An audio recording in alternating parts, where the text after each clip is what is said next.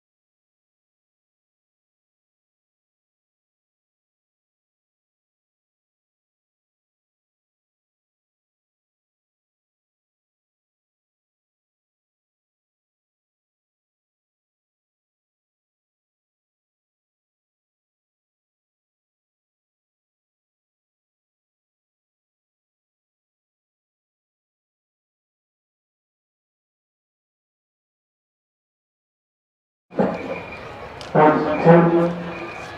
evening, ladies and gentlemen, and you're all very welcome to the go-ahead ladies senior final in Parnell Park this evening between Kilmacud Crowds and Thumbstalls. The Kilmacud Crowds team will line out as follows. You're very welcome here to Parnell Park in Dublin for the go-ahead Dublin Ladies Senior Football Final. I'm fighting against an announcer at the moment, so apologies for that, but that job has to be done as well. I'm delighted to be joined here this evening as we build up to the game by Denise Masterson. Denise, we are fighting against the announcer, but look, I think we can be heard as long as we can hear each other. Thank you for being with us this evening. We were chatting a little bit off air. I know we were having a cup of tea earlier about this game and the potential it has. Kilmacud Crokes coming into this against Thomas Davis, red hot favourites, but in a final like this you never know. Absolutely, and I suppose after the performance Thomas Davis put in against Nafina, I suppose they were probably equally as much underdogs in that game, and they really put in a performance, and I don't think they'll catch Kilmacud on the hop now after that game. They were very, very unified, I suppose is the word that comes to mind when you talk about Thomas Davis, you know, the little village, and they're all hard, and they won't come out here tonight and lie down, that's for sure. Some very experienced players in the team, but there's no doubt that they're up against a powerhouse in Kilmacud. Yeah, I mean, I was just looking at some stuff coming up to this and the significance maybe of some big facts, or are they significant, I suppose, is what I want to ask you. It's a first ever senior final appearance for Thomas Davis. It's a third time attempt for Kilmacud Crokes at a senior final. They lost after extra time to Fox Cab in 2019 and probably could have won a game like that. Do these things have a huge bearing coming into a final, or is it more just the two teams come in on what's gone before in the championship this season? I suppose there's a little bit of both. I do think that I suppose those facts in themselves speak to the experience and how long Kilmacud are on the road. You know, like back when Thomas Davis won their junior in 2012, went on to win intermediate in 2013, and then Kilmacud in 2014. Like, it's a long time on the road. It's the same players. I think I heard 11, 12 of those players, I think it is, that are still around. So there's a lot of experience, and I think, again, it's when teams are playing together that long, they're very sure of themselves, they're very confident, and there's no doubt that in Dublin, Kilmacud Crokes have been the team that have been up and coming for the past couple of years. I think even if you were to speak to Thomas Davis players, they would say that they're the team that have been coming up over the horizon, I suppose, hot on the heels of Foxrock maybe and Nafina. So definitely I think that those facts matter.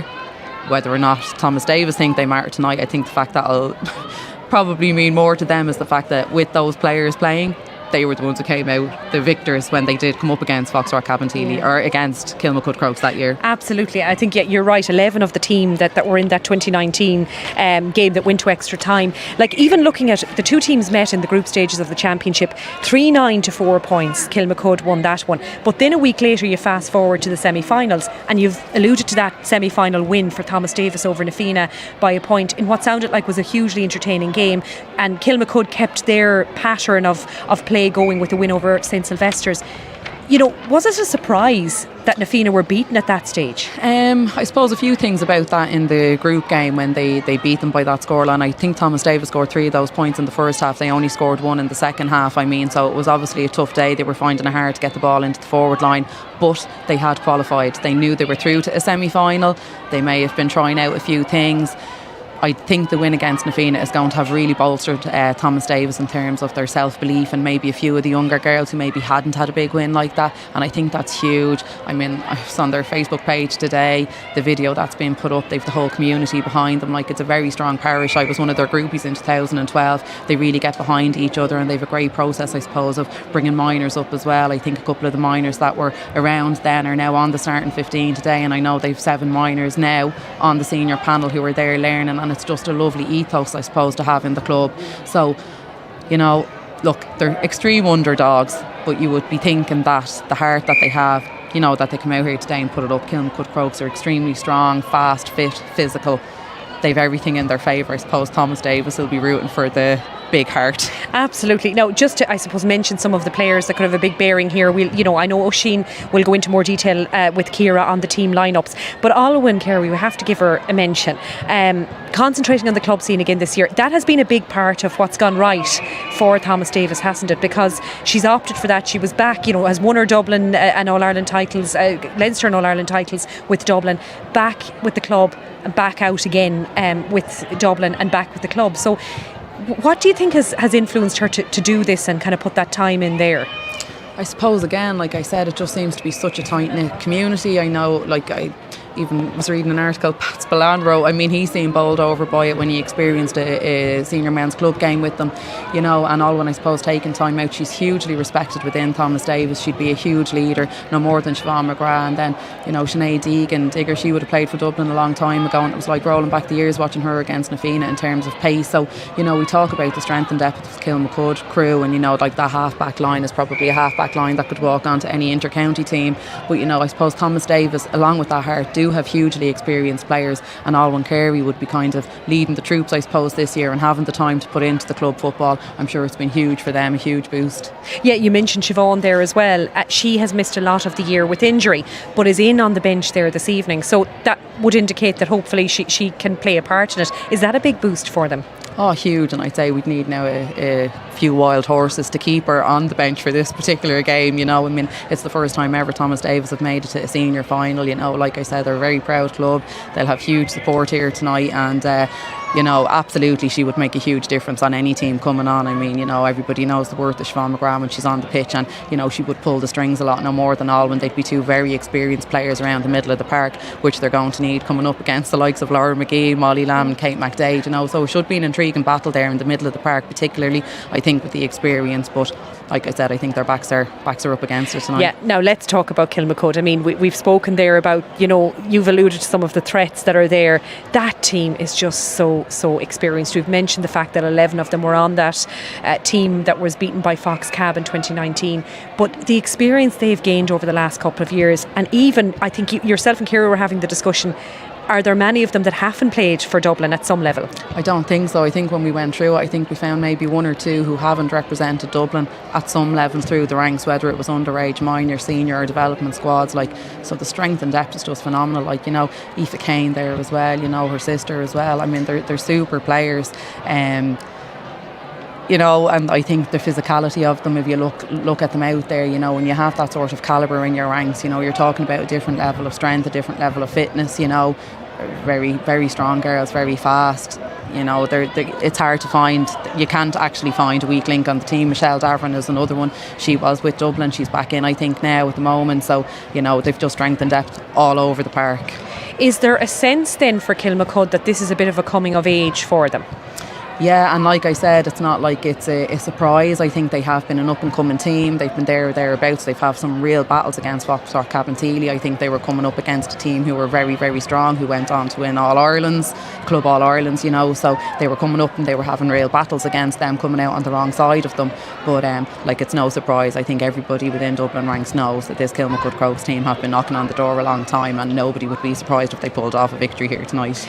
You've already kind of mentioned some of the key areas that there could be battles in, or where, you know, Kilmacud are especially strong, and where, you know, the Thomas Davis players might have to watch for, probably in every aspect of it. But where do you see some of the key battles, or the more evenly matched battles there on the field of play this evening? Like I said, in around the middle of the park, you know, Molly Lamb, I would have actually played midfield with Molly. A huge time for her as a footballer, as a person, you know, like, they're very cool heads there around the middle of the park. Molly Lamb, I suppose, in around number 6 there, if McGrath comes on, I would imagine she'll play in around number 6 for Thomas Davis. You have the midfield of Alwyn and Nora Kirby as well, who would have been the Thomas Davis captain, another very experienced player who's been soldiering a long time with them, and they're coming up against Kate McDade, you know. So there's real experience around the middle of the park, and I think that might control the tempo of the game a little bit. You know, I think Thomas Davis are going to need to move that ball fast and get it into their forward line, you know, for the younger guns maybe to be trying to get the scores on the board. But I think around the middle of the park may control the tempo of the game in terms of how quick the ball is moved and who's winning primary possession. Yeah, I'm just watching, I'm watching my hair go over the headphones and around my face. I'm sure it looks absolutely wonderful on camera. I was just while that was happening, I was just going to ask you, with a few spots of rain as well. It is a little bit windy here this evening. There was a few drops of rain. That seems to maybe have cleared off again, but there's some ominous looking clouds. Weather conditions can play a big part in a game like this. So what do you think it will have on this game this evening? Yeah, and for kickouts as well. You know, kickouts can be a very daunting part of the game, and I was really impressed with the kickouts down at the Nafina game in terms of finding a player and getting them on. Thomas Davis in particular, they were trying to, you know, win short ball, get off the shoulder, and I think they're going to need to do that, but they are going to need to get kick ball into their forward line. They have to get it in there quickly. Like I said, it's the physical strength of Kilmacud Crokes, I think, that would worry me in terms of it's dirty ball to be won on the ground. You know, I just think physically they may have the strength if it came to a bit more of a battle down in the dirt. Well, I was going to ask Denise to pick a winner, but I think she's actually done that for us there, possibly, you know, if things go to plan for Kilmacud this evening. So we're about ready to hand up to the commentary position now at this point of the evening. The rain is starting to come down. Parnell Park behind me looking resplendent, so it could have a bearing on this game, but the people who will take you through that game in style this evening here live on Dublin GATV. You're going over now to your commentary team of Oisín Langan and Ciara Trant. Thank you very much, Angelina. The rain beginning to trickle down on Parnell Park as Kilmacud Crokes take on Thomas Davis in the go-ahead Dublin Ladies Football Final. It is the senior decider, and either way, Ciara, we'll have a new winner of this competition tonight, so that kind of makes it even more special as an occasion. Yeah, it's exciting. I think you root for the underdog last couple of years against Fox Cab, but now we've two teams that have nothing to lose really going out against it here today, and it's a match I've been looking forward to since Fox Cab got knocked out really, and I think we've an exciting one on the cards. For those who don't follow Dublin Ladies Club football week to week, Fox Cab have been the dominant force over the last number of years, 8 titles in a row. Yeah, they've been the most well-drilled team for the last 7 years, and even, you know, not just Dublin, they're taking it on to win Leinster's and compete for All-Ireland Club Champions, so like they're one of the best teams in Ireland, not alone in Dublin, so for them not to make the semi-final or even the final is a shock, but the doors have been blown open, and that's the football we like to see. That's true. 7 championship wins in a row, 8 in all. There was one win in between. Our referee this evening, by the way, is David Murphy. He's 36. He's from St James's Gales. The umpires are Ray McBride of Round Towers Clondalkin and Eugene Murphy Jr. of St James Gales. Simon Murphy and Derek O'Mann also umpires this evening. The lines people are Orla Simpson of St Columkills and Ciara O'Brien of Garda Westman Town Gales. The trophy is the Michael Murphy Cup. Michael, a trainee pilot with Aer Lingus, but sadly died in a training exercise in 1989 along with his friend Jim Byrne in Florida. The cup was donated by the Murphy family, many of whom are here this evening. Taking a look at the teams, in what is absolutely no surprise to anyone, Siobhan McGrath, who wasn't named in the Thomas Davis starting 15, is in. She's the captain. She's a former player of the year. She's got 4 All-Irelands, 4 All-Stars. She's a big driving force of this Thomas Davis outfit, isn't she? Yeah, she's massive. I think, you know, you'd be a brave man trying to stop Siobhan McGrath getting onto the pitch tonight. I think, you know, even her influence, if she was sitting on that 45 metre line and centre back, she'd have a massive influence on the players around her. So it's a great boost for Davis to have her on the pitch today. You've been to 3 county finals. Unfortunately, you haven't got your hands on the trophy, but what are the feelings like right now? What are the nerves like? We'll come back to that in a second, because we're about to have the anthem sung by Grace Horan, who hails from Manowar GA Club in North County Dublin. She's a secondary school teacher in Lusk Community College, and she's about to bring us through the anthem.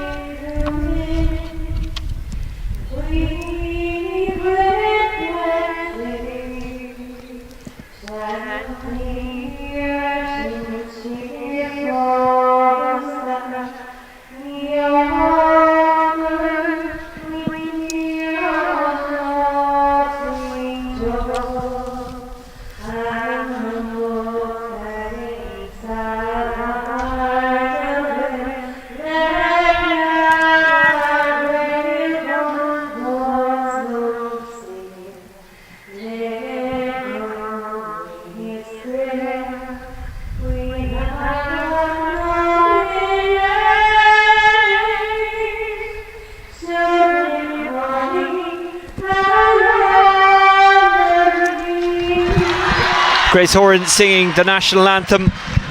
When you look at the list of winners, it's been dominated by Foxrock Cabinteely since 2015. The last non-Foxrock Cabinteely team to win this was Nafina. Before that, Fingalians after a replay. Foxrock Cabinteely won it in 2012 as well. Kilmacud Crokes have been to two recent finals in 2019 and 2020. In 2019 they went to extra time but still couldn't get the victory.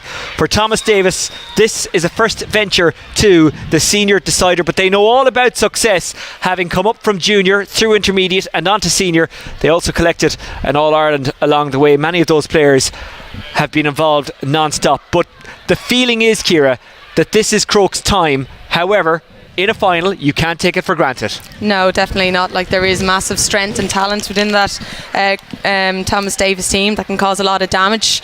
But I think as individuals it'd be very hard to stop Kilmacud Crokes, especially their half back line and through into midfield.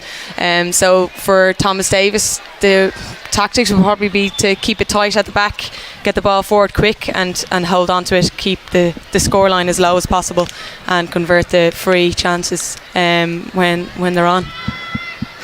Well, we will have new champions tonight. Who those champions will be, we don't know. And it will be tonight, by the way, because there's extra time and a free-taking competition if necessary. In Gaelic football, it's penalties. In ladies football, it is frees. It's possibly not the best way to win or lose, but it is a way, and it will happen tonight. The pitch, by the way, looking in absolutely perfect order. It's exactly the way both teams would want it. Yeah, a few drops of rain there were going to make it a little bit slippy, but yeah, perfect. Crokes have scored a total of 16 goals and 80 points on the way to the final. They've conceded 322. Thomas Davis have scored 1043. They've conceded 442. It suggests, Ciara, that we might get a high scoring and exciting game. Kilmacud Crokes in the purple and gold, Nafina in the green and gold. A big couple of weeks for both of these clubs. Thomas Davis hurlers in the Senior 2 relegation battle this weekend. Next weekend they're in the senior football semi-finals as Crokes look for the first score of the game. It is Michelle Daverin, and it's over the crossbar, just about climbed. As I was saying, a big couple of weeks for both of these clubs. Next weekend, both Thomas Davis and Kilmacud Crokes involved in the men's semi-finals. The Crokes hurlers still involved in the senior hurling competition. It's a free out. Good effort there. It was Tammy Quinn Corbelly. Thomas Davis. Although both of these teams are inexperienced in a sense of winning finals, Crokes have been there more often in the last couple of years, 2 out of the last 3 years. And they actually beat Thomas Davis in the Cup in July by 4 points, 4-11 to 4-7. Hopefully we'll get something as exciting as that this evening. Here's Grace Coss. Went outside, Aoife Kane running onto it, an experienced player, 4 All-Irelands. Her 2 sisters involved in the squad as well. Mia Jennings. Crokes trying to cut through. Kate McDade after over carrying, and it's a free out. Yeah, lovely defensive play. You can see how many bodies Thomas Davis got around the ball there. That'll be exactly the way they'll be trying to shut down the Crokes attack. Thomas Davis won that Junior All-Ireland back in 2012. Beat Boherbue of Cork in the final. There is Cork involvement in the Crokes squad, Niamh Cotter, but unfortunately due to an injury she can't play.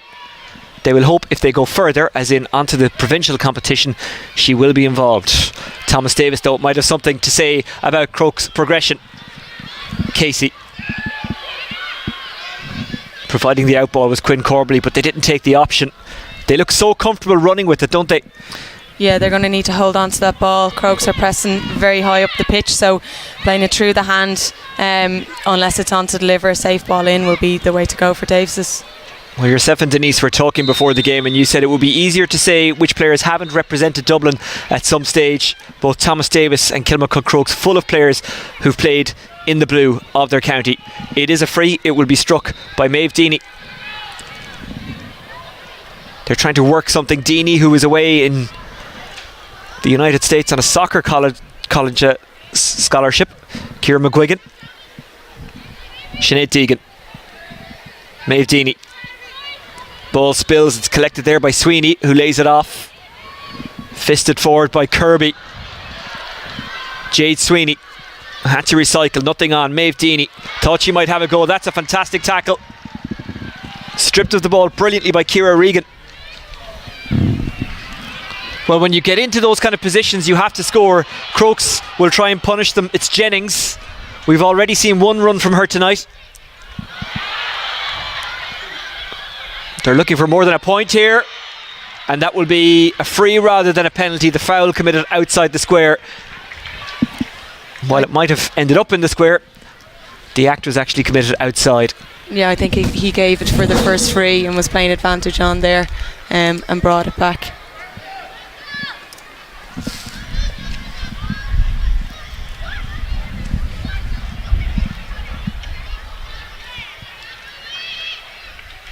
Over it goes, solid strike from Kate Murray.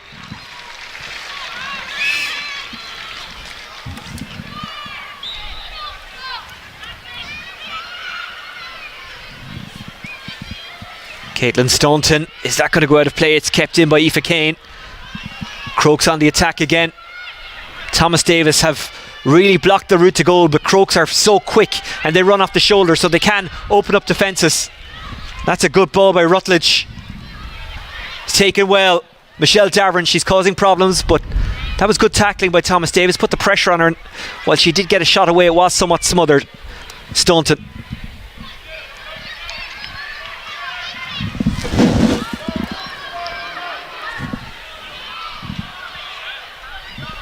Whelan. Good outball. Spilled, but regathered. Crokes battling hard for it again. Aoife Kane throwing herself around, but there is a free for Thomas Davis. 4 bodies around the ball there. There's no way to even get a pass off if the support was on, and that's the way Crokes need to smother Thomas Davis as they're trying to transition out. Casey got the ball away there, originally from the Owen Rua club in Sligo. Thomas Davis have won the line ball, or have they? The lines person is pointing the other direction. Out in front for Jennings to run after. She lets it off. Ran off the shoulder, but it didn't come to her. Molly Lamb, one of the more experienced members of this panel. That was a good ball to Davern. Davern is fouled. Free in. Thomas Davis will have to be careful here, Ciara, because they're committing a lot of fouls in or around their own goal. Yeah, with the amount of bodies they have back, there's opportunity to double up or triple up on the ball carrier when it's on, but that was a quick direct ball in by Molly Land to Michelle Davern, and it's very hard to stop a goal chance there. The only way to stop it is to foul, so possibly it wasn't on that time, but maybe the foul might be a smart decision later in the game. Well, these two met in an intermediate final in 2013. Emer Sweeney, Molly Lamb, Michelle Davern, Ava Rutledge, Siobhan McGrath, Olwen Carey, Ciara McGuigan, Nora Kirby and Sinead Deegan, all involved that night.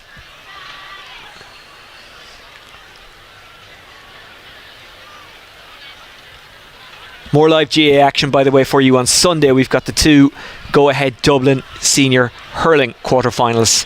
In the hurling this year, there is only 2 quarterfinals because of the way the groups worked. The top 2 teams went straight on to the semi-finals, while second and third went into the quarterfinals, and those quarterfinals are on Sunday, starting at 2:15. Ciara, from the Thomas Davis point of view now, is this break actually a good thing? Yeah, possibly to gather themselves. There was 2 quick, very direct attacks by Crokes there, and slowing the game down when Crokes do try to play direct would be very important for Thomas Davis. Rena McTavish, an ex-Dublin minor. She was the one who's injured, but she's okay now.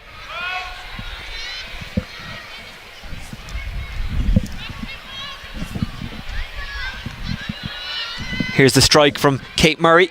It's another one, her second. 2 from frees, 1 from play. Crokes leading by 3 points to no score.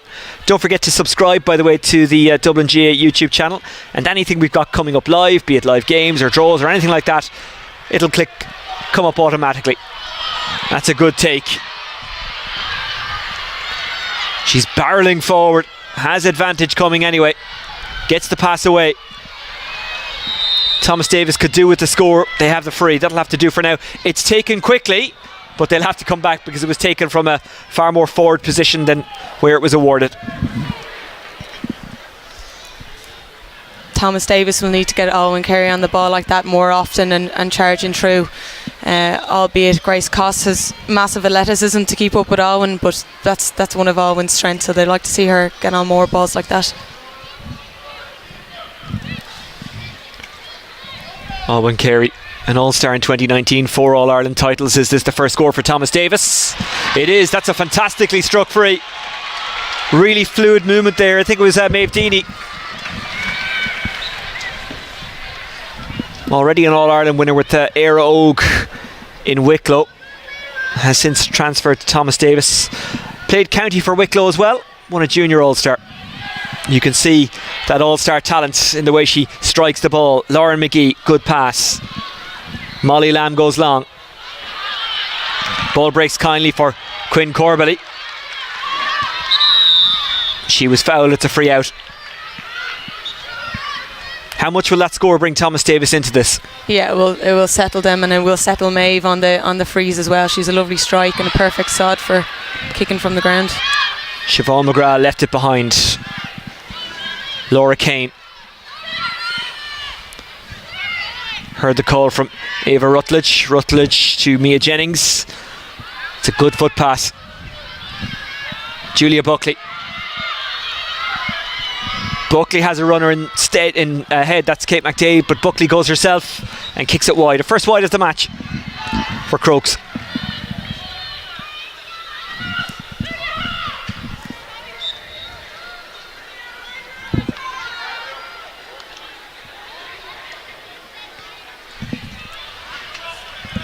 It's well collected by Kirby.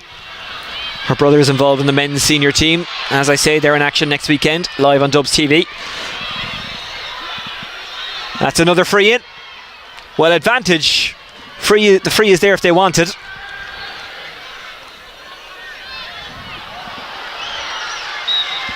And that's wide, and the advantage was let go on so long that the free isn't forthcoming.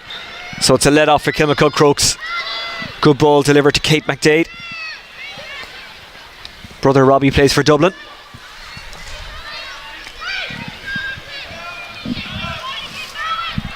Well taken. Michelle Darvin trying to get away from her defender, her marker, who's McTavish. Spills it in contact, no free, says the referee. He's allowing this one to flow. He's allowing players to make contact. Staunton carries it out. And they just run out of pitch. Rachel Newell tried to get there but couldn't. McGee went inside to Kate McDade. McDade with lots of options.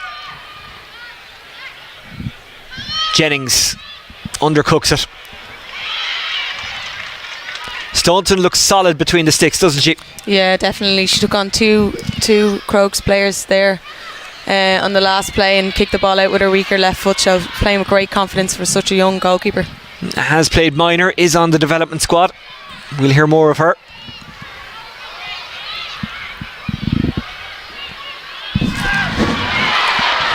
Good tackling by Aoife Kane. Desperately trying to get her hands on the ball. Of course, in ladies football you can take it straight from the ground.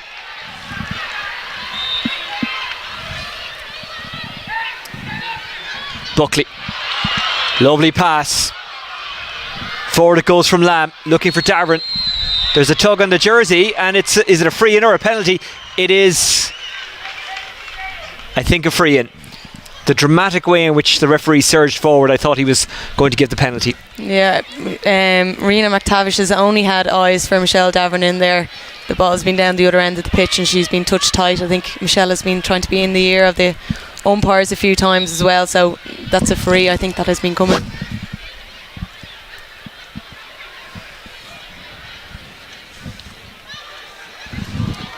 Easily kicked over by Murray. That's 3 for her.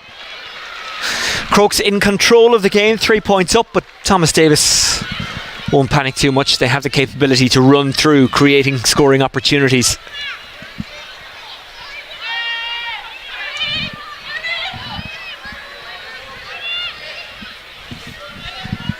Deegan trying to shake off Laura McGee. That is not easy to do.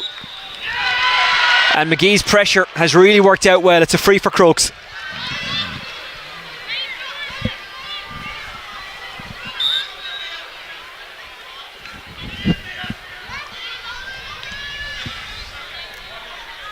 That's a good tackle. It spills to Carey, but it's a foul. The referee says there was a push. Yeah, very brave tackle, just came out unlucky in the end, I think. Can Crokes work something here? That's another good piece of defending. Well, McTavish isn't taking her own personal safety into concern, is she? She is thundering into tackles. Really brave defending. Sweeney.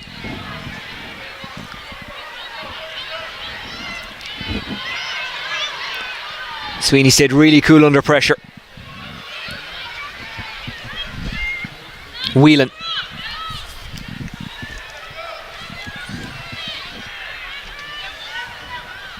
Carey. Carey spills it, but it works out. She was fouled anyway. Casey. And now the free will come for Thomas Davis. That's some good running. Carey's up to support the attack. She really rode the gauntlet there, Ciara McGuigan, and won the free. Philippa Green being spoken to by the referee. Great work from Ciara McGuigan, who is a Dublin panellist in 2019. Her mother Paula is the chairperson of the ladies football section in Thomas Davis. And here's Maeve Deaney.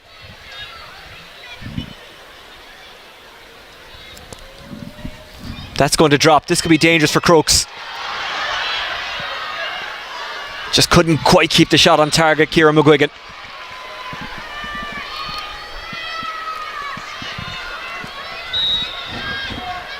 In that situation where you think it might drop, from the Thomas Davis point of view, should they have committed more numbers forward there, because McGuigan probably felt she had to shoot. There was no other option. We'll come back to that in a second, because Kirby gets a good pass away. McGuigan is there again. It just skips away from her.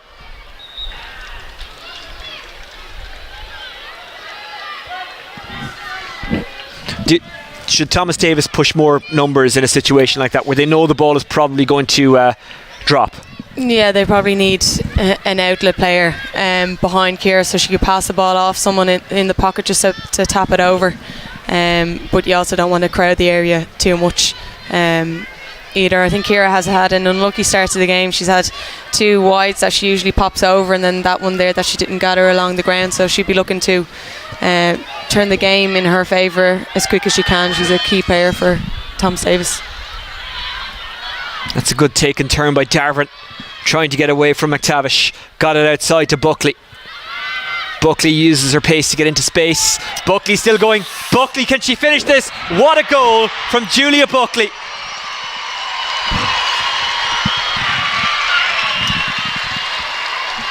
Absolutely fantastic.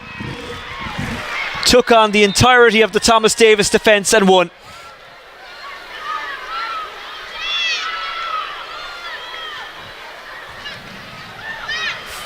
Well, the last thing Thomas Davis need now is to concede another one.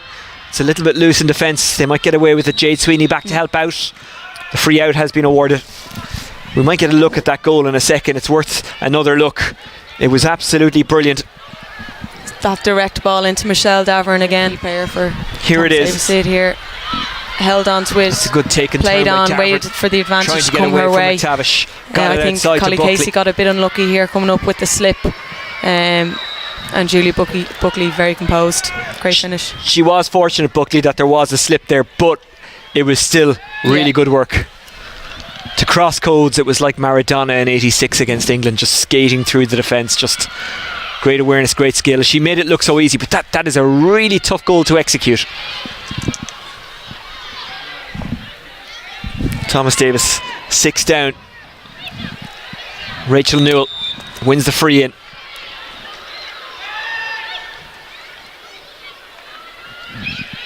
Lauren Young. A little bit too much on that one. You could see what she was trying to do, but McGuigan hasn't given up on it, and McGuigan has won the ball. Laid off to Newell. It was Deaney who won it and gave it to Newell. Newell looking to work something for Thomas Davis, and it's a free in. That's a really good response to conceding the goal. Yeah, and a bit of a risky kick out there after the goal, but they've settled themselves again, kept possession really, really well coming out of defence, and this is a great opportunity for Maeve Deany here on her favourite side. She should slot this over.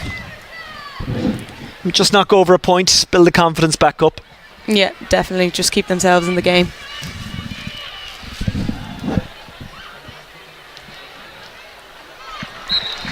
It's a good score by Deany. Thomas Davis have pushed right up on this kick out now, so they'll be looking to turn it over. Dervla Gower in goal for Kilmacud Crokes, formerly of Curra Finn, played for Galway in 2021, and the kick out is intercepted. Deany got there. Thomas Davis urged forward by their supporters. McGuigan is bottled up but wins the free in. Yeah. Another big opportunity here, but that's fantastic by Thomas Davis, pressing up, communicating really well. They left 2 Crokes forwards on their own in their own half of the field and risked overloading the kick out, and Gower had no option but to push it wide out onto the wing, and was intercepted.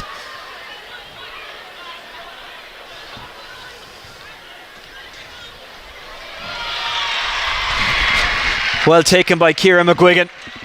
Yet to score from play, but they won't mind so long as they can keep that scoreboard ticking over, which they have done since the goal. 1-4 plays 3. And they look to win this again. Good hand in from Quinn Corbally. That's a fantastic fetch of the ball by Quinn Corbally. Laid it off. Deany. Sweeney. Deany. Great pass, running onto it is Jade Sweeney. Has a look up, sees that Kate McDade is blocking her route to goal. Lauren Young. Sweeney. Collie Casey regathers, has the time. Casey receives it back. Good pass, trying to battle her way through is Kirby. Kirby has got through, and Thomas Davis have finally got a score from play. Nora Kirby finishing it off magnificently. Just 3 points between them. Momentum has really swung in Thomas Davis's way now, and you can hear the crowd getting behind them. Really need to get their hands on the ball. Well, Nora Kirby, who spent 4 years in Sydney, they were delighted to get her back in Thomas Davis. You can see why. Yeah, she showed her strength, bursting through 3 or 4 Crokes players. Fantastic score. Jennings picks it up, having dropped it. Laura McGee, speaking of players who spent time in Australia, she was at Melbourne. Fox Cabo know all about having players in Australia. Of course, Sinead Goldrick was down there as well. Michelle Davern pops it off. Can Crokes stop the rot? They can. That's a good score by Kate Murray, her 4th of the match, her first from play. They had conceded 3 in a row. That's their first score since the goal, and it keeps them 4 in front.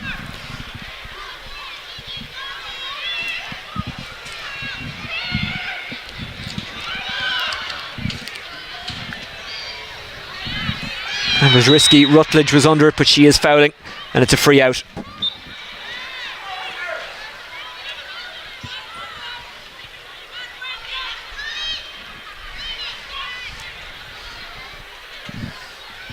McTavish bottled up by Murray. Again, great composure. McCabe somehow got the ball away to Whelan. Now it's Nora Kirby. Good take. McTavish. Thomas Davis, through sheer will and determination, keep possession of the football. Sweeney looking for options. Finally has one. Casey. 2 marked her. That means there was space for someone else, and that someone else is Rachel Newell.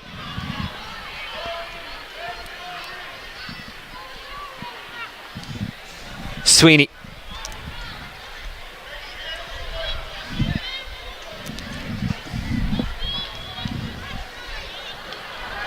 A vital hand in there.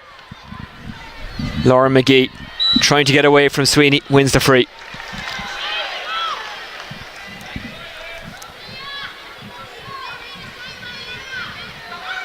McGee trying to emulate her dad Johnny and her uncle Darren and winning a county with Kilmacud Crokes. Kane receives it. Davern trying to turn McCabe. Davern is in. Has Buckley inside, takes it on herself, comes off the woodwork. Will it fall to purple and gold or green and gold? It falls to green and gold.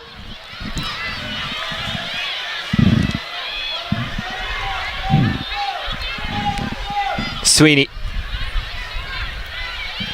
Did she take the right option there, Davern, or should she have gone to Buckley? I'm not really sure. I think she's under a lot of pressure. Player coming in from her left hand side. I think hand pass over the bar is probably a safe option at this time of the game when they're trying to get a score back on the scoreboard. Aoife Kane. Advantage coming. Jennings, plenty of green. Jennings bobbing and weaving around Sweeney. Now trying to get inside Whelan. Still going. Jennings. Murray fancies a go. Murray floats it over. She's having a fantastic game. 2 points from play, 3 from frees.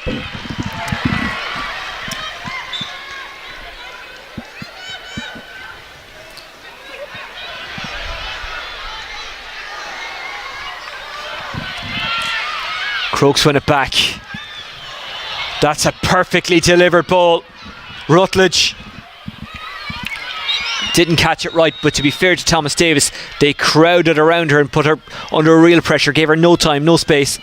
Yeah, fantastic scramble defence. As soon as that ball broke from the kick out, Ava Rutledge turned and headed into that empty space in towards the square, and Aoife Kane's exactly the type of player you want on the ball in those situations. She's very good at scanning deep, and that ball over the top to Ava was a lovely one, and unlucky not to get a score there. And Michelle Davern was off her left shoulder as well, so a goal chance was possibly on there too.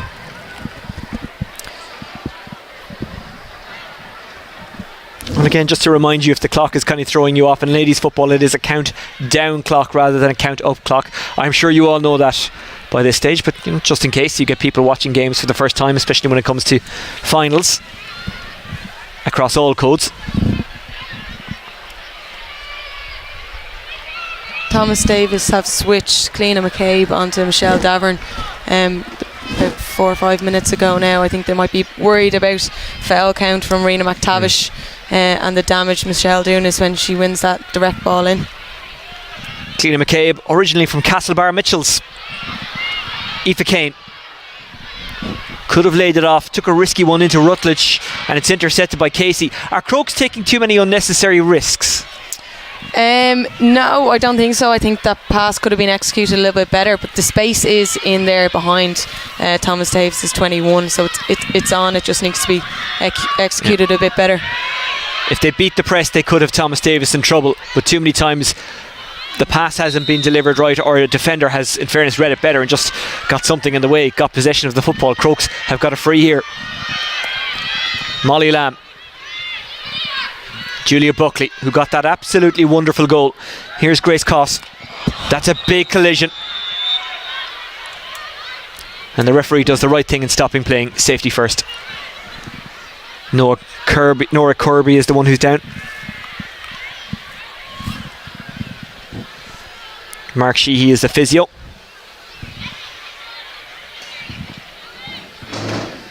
Did the absolute right thing there, didn't he? Just, as soon as he saw that collision, he stopped play. Yeah, any sort of collision like that where there might be a head injury, you have to stop the play. Two very physical players as well, and a bit of pace carried into the challenge as well. But as a defender, you want to stand your ground, and they're the kind of hits that you have to take, especially in county finals. So it's a good challenge, a brave challenge, and if you can bounce away like that after the challenge, you'll be happy to take hits like that all day.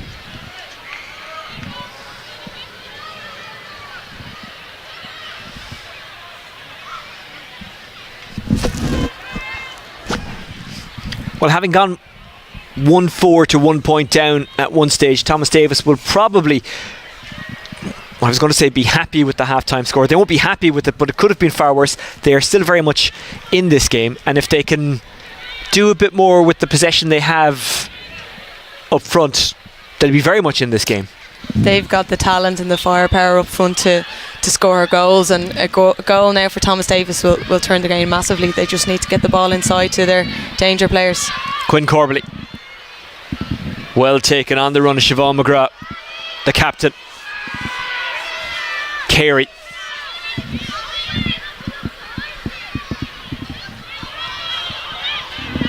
Carey still going somehow. Deanie. Deanie wanted the ball inside, she didn't get it. Dropped and regathered by Deanie, trying to shake off Ciara Regan. That's a good ball inside. Sweeney gave it back. Deanie. It just won't open up for her.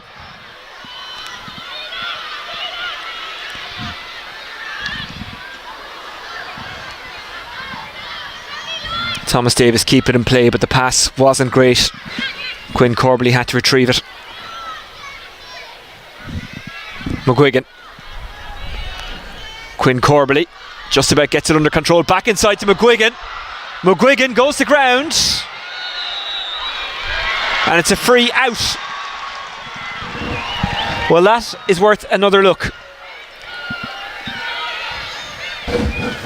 We'll get a look at that at half time. That could be a major turning point in this game. Thomas Davis, probably the best chance they've had at a goal. But instead of getting a shot away or winning a free, they gave away the free. Now they've given away another one.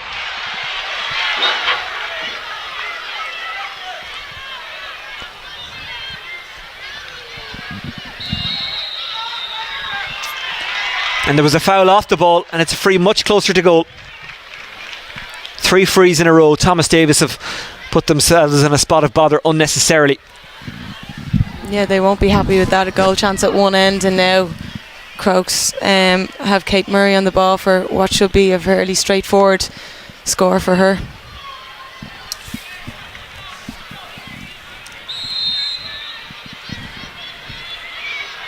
Well, this to put them 6 points in front.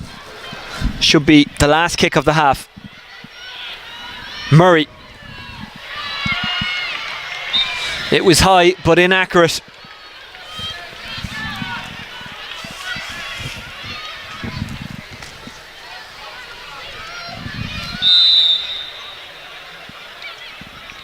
Well, I said the last kick of the half. I should have said one of the last kicks of the half.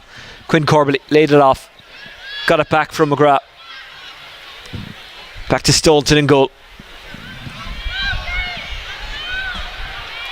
Again, it's dangerous, but out in front was Casey. Taking it well, Sweeney. Sweeney being harassed by McGee. Got it back to Casey. This is good work from Thomas Davis.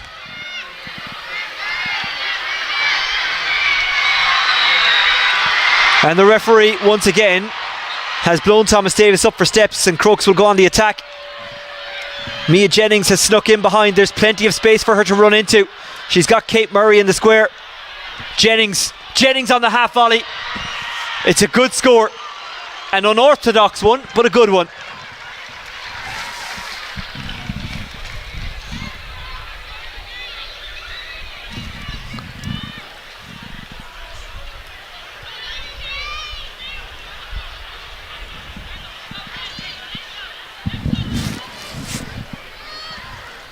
Well, it must be frustrating for Thomas Davis that occasionally they've got themselves into trouble through fouling. Yeah, I think half time now will work in Thomas Davis's favour. They want to get there still in the game. At the very least, they have a free out. 6 between them.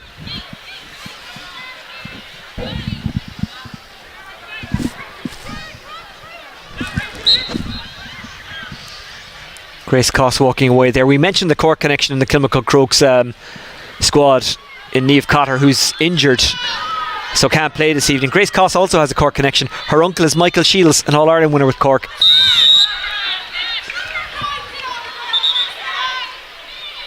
Free in for Crokes.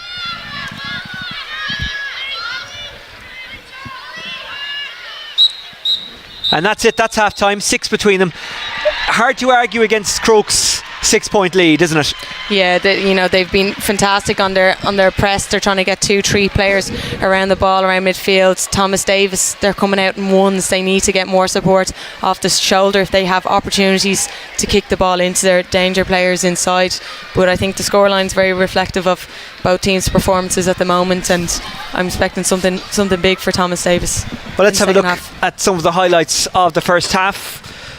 This makes better viewing for Crokes than it does Thomas Davis, but it is only half time, and Thomas Davis have created opportunities. They just haven't taken enough of them. But Crokes, well, they've come up with some good points. Yeah, Owen Carey sitting in the pocket there, but when Michelle Davern's winning clean possession in the full forward line, there's no stopping Crokes. They've done that kind of Mayo style hard running system, working the ball in, getting into good spaces. That was a free but not a penalty. Good call by the referee. Yeah, Katie Murray has been solid on the frees as well, so any sort of foul in there will reward Crokes. Rutledge just chipping it up, and Davern getting the shot away, but just sold it a little bit short. Murray there to knock over the free. That was Deaney with a good score, I think. Molly Lamb marauding forward, and a foul committed. And you mentioned it there that they had to take McTavish off Davern because she was, in basketball parlance, in a bit of foul trouble. But it's the same thing. Once you get the attention of the referee, you run the risk of getting a card. Thomas Davis did work hard, did create some opportunities. Good advantage played by the referee here. Unfortunately, they couldn't take it. And that was Davern turning again. What a goal this is from Buckley. Got a little bit of luck with the slip in defence from Thomas Davis, but still an absolutely mesmeric goal. Yeah, lovely individual goal. Like, she didn't even have any options to offload the ball to there. But very, very composed, very impressed by Julia Buckley.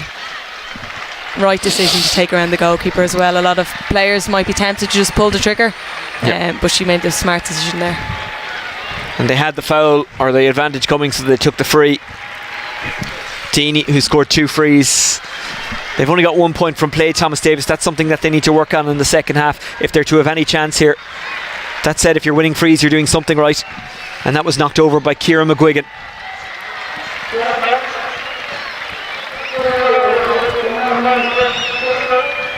That's their only score so far. Kirby, who later in the game came up with a brave challenge but dusted herself off and got up again and kept going.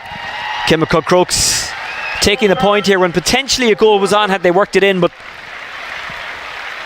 the argument is take your points and the goals will come. Davern turning again, had Buckley inside, chose to fist it, came off the woodwork, and it just got away from Buckley. Jennings, the last player that you'd want to give space to from that Thomas Davis point of view, isn't she? She's running hard at them. Yeah, she's very nippy, very, very fast. Low centre of gravity makes her very difficult to stop.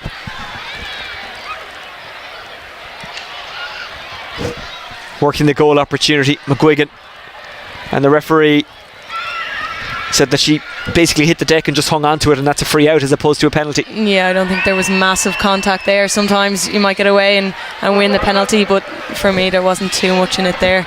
But the key to that chance was Tammy Quinn Corbley getting up the left hand wing. They need to get her up that pitch and her pace a lot more. Half time, 6 points in it. This one isn't done yet. It is the Dublin Ladies Football Senior Final between Kilmacud Crokes and Thomas Davis. Either way, we'll have a new winner this evening of this Go Ahead Dublin Senior Ladies Championship. Will it be Crokes? Will it be Thomas Davis? We have to find out tonight. Extra time and freeze if required. At the moment it's looking good for the purple and gold, but you know what? In football things can change very, very quickly. Half time, 1-7-4. Let's go back down into the terrace. Angelina with Denise. You're welcome back to us here at Sideline. I'm here again with Denise Masterson. Denise, you kind of took the words out of my mouth there at half time. The scoreline 1-7 to 4 points. It feels a bit more than that though, doesn't it, with the way Kilmacud are playing? Yeah, it does. Or the way Thomas Davis are playing, it's kind of quite sluggish. Or it's not even that it's sluggish. They're trying to take the ball into contact, and the Kilmacud Crokes players are just too strong. And Thomas Davis are being stripped of the ball. Maybe not enough support runners off the shoulder just to release it to just get the ball into the forward line. They're having to work really hard for everything they get, whereas those Kilmacud Crokes are just kicking the ball a bit more, getting it into their forward line, and Michelle Davern is causing all sorts of problems in that full forward line. We were making the comment early on in that first half, the first few balls that went into Michelle Davern, they stuck to her like glue. She's winning an awful lot of possession in there and laying off a really good ball for some of those scores that we watched in the first half. Yeah, and she's taking out good players, I suppose. I mean, they're trying to switch it up in there a little bit now as well, you know, but she's causing problems, and like you said, she's laying them off, setting up scores for other players, you know. And look, in saying that, Thomas Davis got 3 scores on the trot. When they started putting pressure up on Kilmacud's Crokes kick-outs, they got a lot of change out of it. Alwyn Carey is doing everything she can out on that pitch to try and win ball, send quick ball in, and when Thomas Davis did that and put a bit of pressure on, they got 3 great scores. I mean, Deanie's putting over some super frees.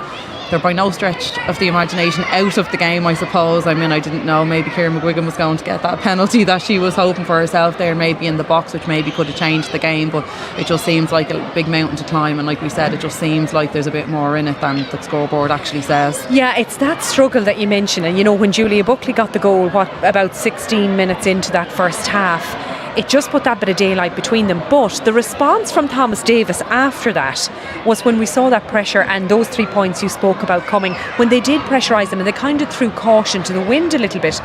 But then Kilmacud Crokes settled themselves again and kicked 3 before the break. Is that a case of it's energy sapping for Thomas Davis with the pressure that's being put on them, or is it something that you can only kind of do in waves to put that much effort into pushing up on a kick out? No, and that came in from the sideline. The sideline were warning Thomas Davis to put up. They want them putting that pressure on, and that's exactly where they have to put the pressure on. The Hooters working. They need to put the pressure on the kick out when they can dictate the pace, and not only on their own kick outs, but when they did win 1 or 2 balls around the middle of the park on Crokes kick outs, they got scores and they got frees from them as well. But I think the problem is the energy sapping part of it is the pressure Kilmacud Crokes are putting on players, that there's no free man for them to look up and hit a ball in, so they're looking for someone off the shoulder, and there's way too much football being played in their defensive line because they're looking up, and Kilmacud Crokes, in fairness to them, they're touch tight all over the pitch, and it's really, really hard. They're trying to make their own Thomas Davis, but it's all credit to the defensive work, and you know, that half back line there of Kilmacud Crokes, you know, they're touch tight. It's really hard for them to find a ball in. There's probably been a few switches on, but like you say, when you're pinned in and you see 3 people bearing down on you, it's hard to get your head up and look across to the other side of the pitch. But I'm sure that's stuff that the management team will be drawing their attention to. But with regard to the putting the pressure on, that's the part of the game that they can dictate, so I would imagine they will come out doing that even more in the second half. They're going to have to. Yeah, it's relentless though. That tackling is relentless, as you said, you know, 2 or 3 players bearing down on them, and they're just dogged when they do have to tackle at Kilmacud Crokes. It's hard to counteract that. It is moving the ball quick, stop taking it into contact, stop taking so much out of the ball. They just need that runner. If they can break that game line just in there, it's around their own 45, if they can just break that line and get the ball in. They have players in the forward line who are pacey. There might a bit more space might open up on the pitch, and they just need to try and support the ball. Alwyn, I suppose, is covering an awful lot of ground. She's back trying to help out the full back line, and sometimes I think they're missing that then in terms of having players coming off the shoulder. They're hanging back a little bit. They're finding it hard to get up and down the pitch, which is completely energy zapping, and you know, then your concern is, I suppose, the bench as well. But look, they're going to dig deep. They're going to get a talking to at half time. They're going to come back out and regroup. But I mean, like we said, it's before the game, the physicality, the physical condition of the Kilmacud Crokes team is really standing to them. What happens at half time in a situation like that when you find yourself 6 points down, when it is that kind of relentless physicality coming at you? What should Thomas Davis do now in the second half? Is it a case of throwing a bit of caution to the wind? Oh, well, they have to, and like I said, just moving the ball. But in order to move the ball, they need those runners off the shoulder, and I mean, they know that themselves. They're tired because they're defending a very fast attack. You know, the scores are coming so easy for Crokes, and they're putting some lovely scores over, you know, and I suppose that saps the energy as well, how hard they're working for a score, for Crokes to come up the pitch and have a score over the bar in 20-30 seconds, you know. But they're just going to have to stop taking the ball into contact, try to shift it off the shoulder fast, and try and get some early ball into their forward line. a lot easier to say than to do. But I don't think they'll come out and lie down either, but putting a bit of pressure on the kick-outs and maybe trying to sneak in for a goal. But they have a lot of work to do. We alluded to some of the flash points there. I see the teams are about to come back out, but what would you think there was a call for a penalty or a case for a penalty up here? Hard to judge when you don't see the replay. It looked soft. I'm sure the lads maybe had a second look at it, and I'm sure they know whether it was or it wasn't. I mean, I think it might have been a soft one, but it could have been given. But look, it was worth, I suppose, the effort. Yeah, absolutely. Yeah. Well, look, we have a second half to come. Half time here, as we said, 1-7 to 4 points. Kilmacud Crokes lead Thomas Davis. We're live on Dubs GA TV for the go-ahead Dublin Ladies Senior Football Final, and a brilliant atmosphere here in Parnell Park. I'm sure Oisín and Ciara talked you through the under-16 team coming on there at half time. Absolutely lovely to hear the reception they got, and lovely to see some of our younger supporters out there on the pitch this evening as well, having a bit of a kickabout at half time. I think it's almost time for us to go back upstairs. We're waiting on Kilmacud Crokes to re-emerge, but I think we can probably, hopefully, hand you back upstairs to Oisín and Ciara if they've gotten the tea in at this stage. We're waiting until the end of the game for the tea. Will that end be in a half an hour, or will it be some bit longer? Remember, this one has to end on the night. Extra time and freeze if required. Ciara, what have you made of it so far? A very tactical match. I think both teams are lining out and playing as I expected. Thomas Davis need to get the ball in much earlier into the full forward line. That's the only way they're going to cause damage. Their purple patch lasted 5 minutes, and they didn't probably get the return they needed to stay in the game.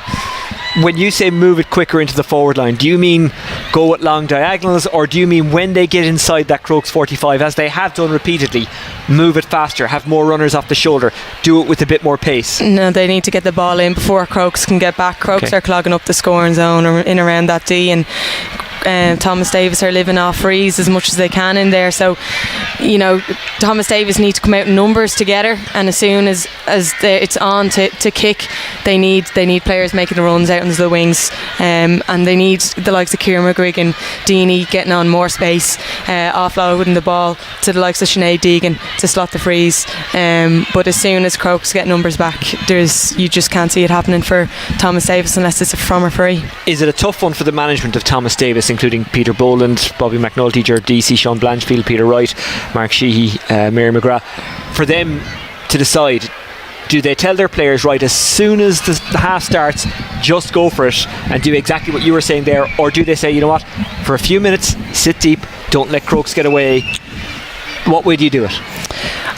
To be honest with you, I think that in the Thomas Davis team, it'll be a lot more player-led. They have such experience, and from playing against them earlier in the championship, the amount of talk in an organisation that goes on the field, from Tammy Quinn-Corbally in full back line through Siobhan McGrath, Owen Carey, right up to Rachel Neal, Ciara McGuigan in the full forward line.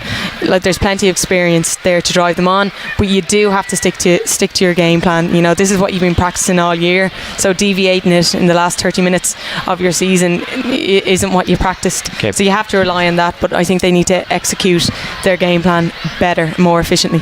We always talk about what the team who are behind need to do. What do the team who are in front need to do? Exactly what they did in the first half. Just a little better? Yeah, probably. I think they're probably not creating as many chances as they have in previous matches. Like in terms of the scoreline, they're way down on their averages. To only come away with one goal so far is unlike Crokes, but those chances will come, those breaks will come. They just need to keep wearing down Thomas Davis as much as they can, and just keep being more efficient maybe in how they attack, but they're creating enough chances to be this far ahead, but they're stopping any bit of momentum Thomas Davis tried to build. I don't think they have to change too much in the second half. When you look at their scoring averages this year, Kilmacud Crokes, they've scored 17 points, 3-9. They beat Thomas Davis 3-9 to 4 points earlier in the competition. They've scored 622 in the semi-final. They scored 117. So as you say, they do put up an awful lot of scores, and they concede very little as well. I think their average score conceded is 6 or 7 points each game. Thomas Davis are close to that, so they can kick on in the second half, but Crokes will feel that they've more in them as well. I've been here for most club senior championship games this year. This by far and away the one that has generated the most noise. Kilmacud Crokes taking on Thomas Davis. By the way, we've got more live action on Sunday on Dubs TV. Ballyboden St Enda's taking on Lucan, and St Vincent's up against Nafina in the Go Ahead Dublin Senior Club Hurling Championship quarter-finals. We're live from just before 2:15. Shane Stapleton and I bringing you through that. By the way, if you subscribe to Dubs TV, then anything we're broadcasting, be it a draw, be it a match, be it anything else, it'll pop up automatically.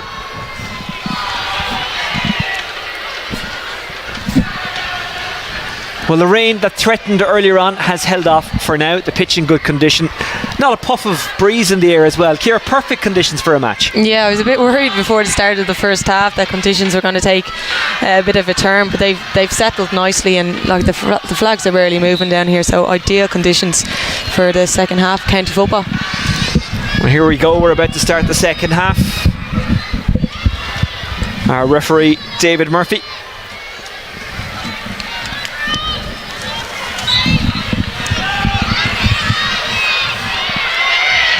Touchdown by Carey. Comes out to Newell, who's moved out to wing forward.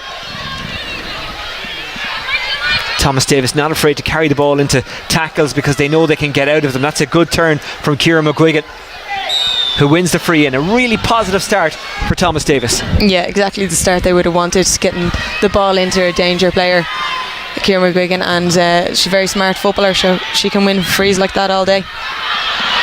And then the move breaks down and McDade comes away.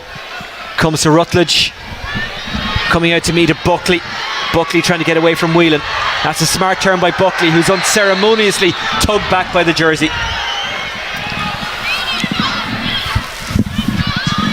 Rutledge. Davern. Rutledge running off the shoulder. McDade. Probably a little bit more behind where Kate Murray wanted it. Murray trying to get away from Siobhan McGrath. Did a good job. Here's Laura Kane. Jennings had a look at the post, then thought better of it. Grace Coss makes the run inside. Didn't get it back, but it still pulled a few defenders. Davern, an excellent score. Her second of the match. Fantastic score. Michelle holding off the tackler with one hand and swinging it over from outside the 21 with the right boot. Really lovely score. And therein lies the difference. Thomas Davis got to in or around the 20-metre line, didn't get a shot away. Crokes got up inside Thomas Davis half, got inside the scoring zone, took the score, and now they've got possession again.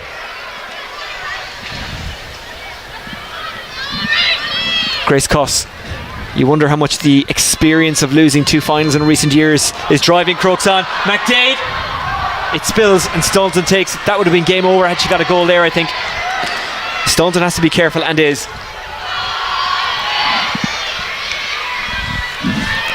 Quinn Corbally.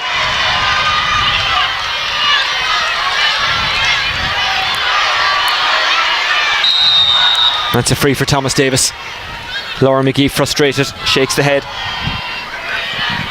Very impressed there by Caitlin Staunton, coming out, carrying the ball again in the second half, playing with great confidence. Laura McGee, she's won 4 All-Ireland, she's played professional sport, but I think she'd tell you herself what she really, really wants is a club title. She's close, but there's still an awful lot of work to do. Referee playing advantage. Emer Sweeney, the captain, and now the free will be taken. Unlucky there, ball just ran away from Ciara McGuigan. It was on her left foot there, so it would have been a nice score if it could be gathered, but I think the surface might still be a little bit slippery from the rain before it started the match. Another free given away. Molly Lamb.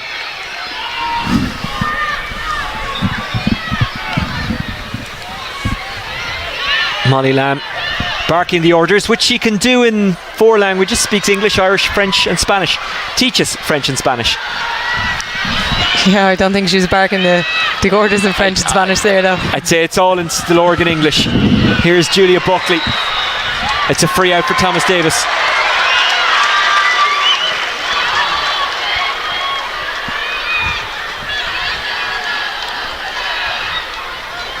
Staunton.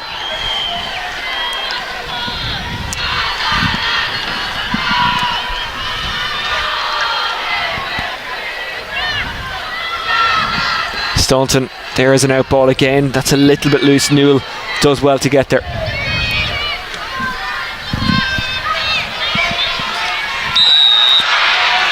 That's a foul committed on Ciara McGuigan. Takes it quickly.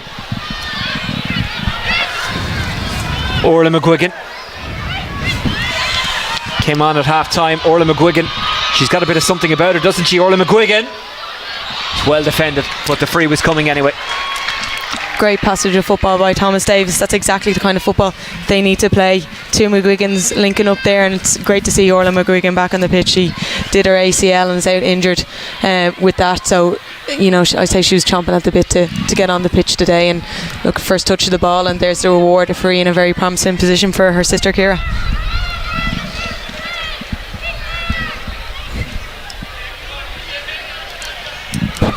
And Ciara does the necessary. They're still hanging on in there. Well, I know it's an experience you've had. It's probably not one you particularly want to remember, but when you're in a county final, you can accept losing if you leave it all out there. And that's what Thomas Davis are trying to do at the moment. Long way to go yet, so Crokes know that. They won't be taking it for granted. Julia Buckley goes to the ground, having been pushed by Emma Whelan. Maybe I'm wrong there, because I've never played a county final of any merit. No, look, you do leave it all out there regardless of what the scoreline is. You always feel like you have a chance, and you're kind of playing with your friends and people you grew up around. There's that extra bit of motivation and kind of body on the line attitude that you'll see from Thomas Davis now. Jennings trying to get away. It's a good tackle. Jennings hasn't given up on it. He might have pointed towards the Thomas Davis goal, but it is a free out to Thomas Davis. That was a lovely tackle by Siobhan McGrath, textbook near hand, and Mia Jennings has the pace on her, so an important tackle to make, especially through that middle channel. Could have been a nice opportunity there for Crokes if McGrath hadn't got the hand in there. Excellent defending.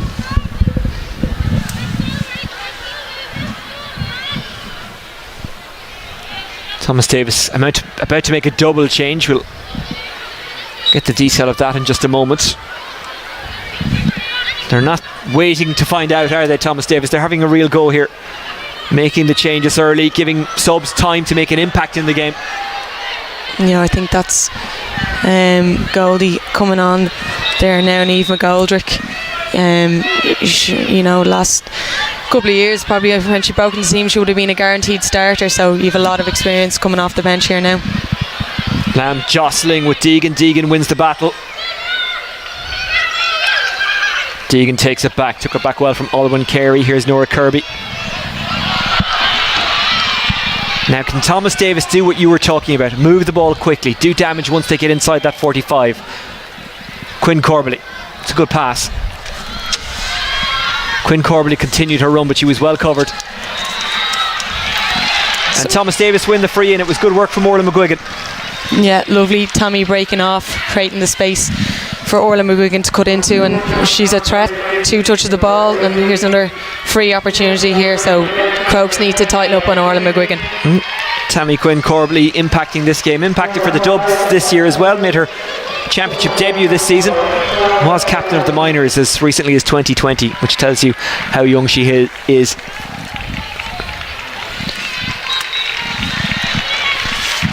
I think that's Jade Sweeney who's gone off.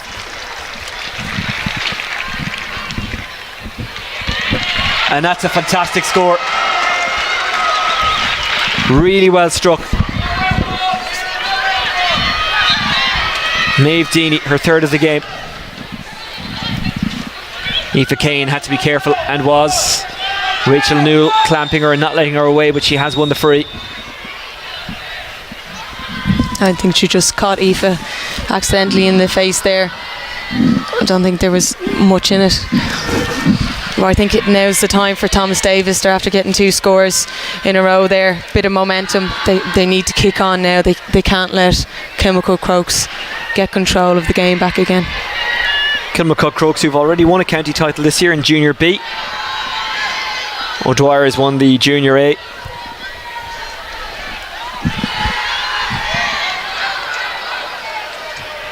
Thomas Davis winning a title as well in Junior H, beating Nafina. Nafina, whose first team, their senior team, whichever way you want to phrase it, got to the final last year. Many people fancy them this year as well, but they fell at the semi-final hurdle to Thomas Davis by only a point, 1-8 to 10 points.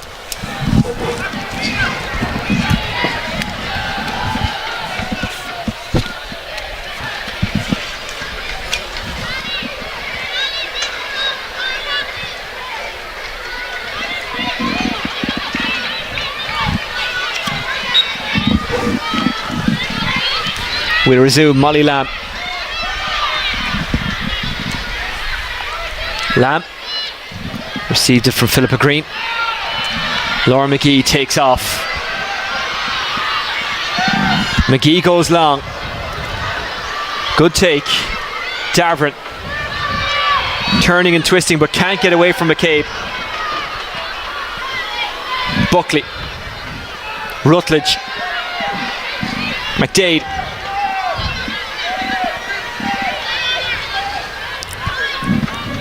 Jennings. Coss. Trying to turn on it there was Murray. She did really well. Murray gets a shot away. Staunton, solid hands, well taken. But a wasted opportunity for Kilmacud Crokes, the kind of opportunity they may come to regret. Yeah, they lacked that bit of composure they had, and that cut that they had in the first half now, and momentum's still with Thomas Davis. If Thomas Davis were to get a couple of quick fire scores or a goal, it would really put this one into the melting pot. And for Kilmacud Crokes, they are the favourites, they are the more experienced of the two teams, but ultimately they've never won one, and the doubts do begin to creep in maybe. Yeah, I don't think they're playing with doubts at the moment. Maybe during the first half a few crept in, but they've no reason to doubt themselves now. A goal would really bring them right back into this game.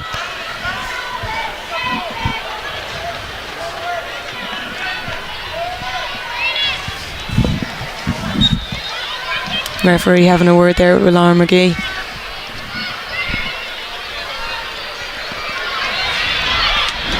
Thomas Davis storming forward, well taken, sail up in the air by Brennan, I think that is. They're trying to work something.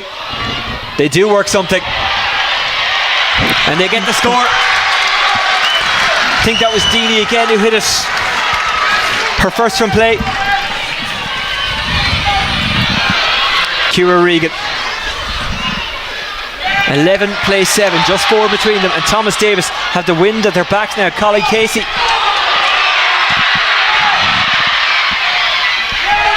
Good score. Well, they had the momentum.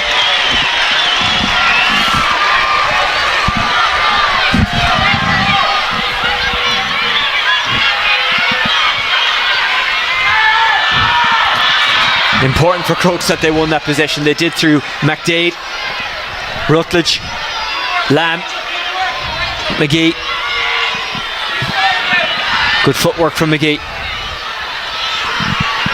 Jennings taking on all comers as usual. Got a little bit isolated now, has support. Rutledge. Fantastic block down from Quinn Corbally.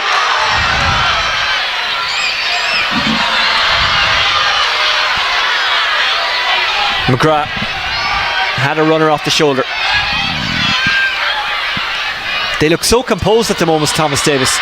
Yeah, and Eve McGoldrick having a great influence around centre half forward.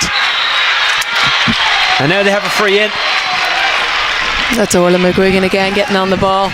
I think Kilmacud Crokes' work rate has dropped a little bit. Rena McTavish broke through a few minutes ago, completely unmarked, carried the ball from midfield, offloaded it to Maeve Deany, and they got a score. So Kilmacud Crokes, in order to stay in this game, they're going to need to start working a bit harder. And this is what I was talking about a few minutes ago. Crokes the favourites, Crokes dominant in this game, but when you haven't won one and you're looking to do something for the first time, maybe, just maybe the doubts creep in, it's off the woodwork, but it still might work out for Thomas Davis. McGuigan spills it, and it's a 2-point game.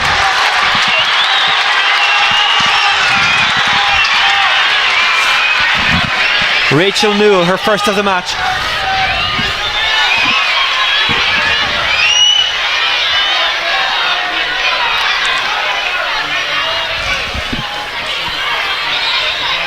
The cynical side of me thinks that maybe, just maybe, this is a ploy to slow the game down, to take the sting out of it. Philippa Green down injured.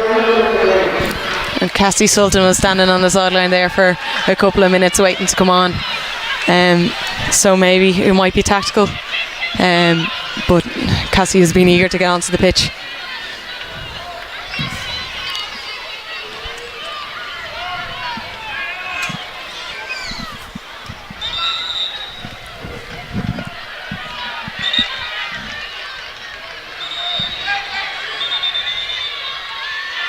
Philippa Green didn't know she was coming off there now, so maybe she's carrying a bit of a knock. They brought on Cassie Sultan, who's not a defender. She's playing wing forward, marking Tammy Quinn. So a bit of a tactical change here. Laura McGee has gone back on Orla McGuigan, who's been causing a lot of damage. So I think Crokes are trying to tighten up a little bit here. Grace Coss. Well, we did say a couple of minutes ago when they dropped one short into the goalkeeper's arms, would they regret that? You don't want to have any regrets after a county final. Thomas Davis hunting in packs, but Crokes winning the free. The noise level has ratcheted up here. I think that's all coming from the Thomas Davis side. Really got behind their team now in the second half. Good take by Davern. 2 from play. Davern still going. Forced into a very tight corner though. Gets out of it. Mia Jennings. Kalina McCabe's down there injured. Looks to be in a lot of pain. Here's Rutledge. She'll play on. Rutledge lets one go. Rutledge. Short again. Well saved by Staunton. 2 drop shorts in the last couple of minutes.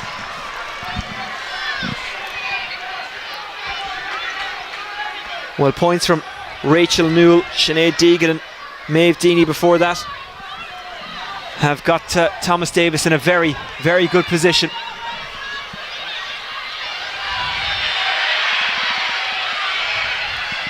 Casey.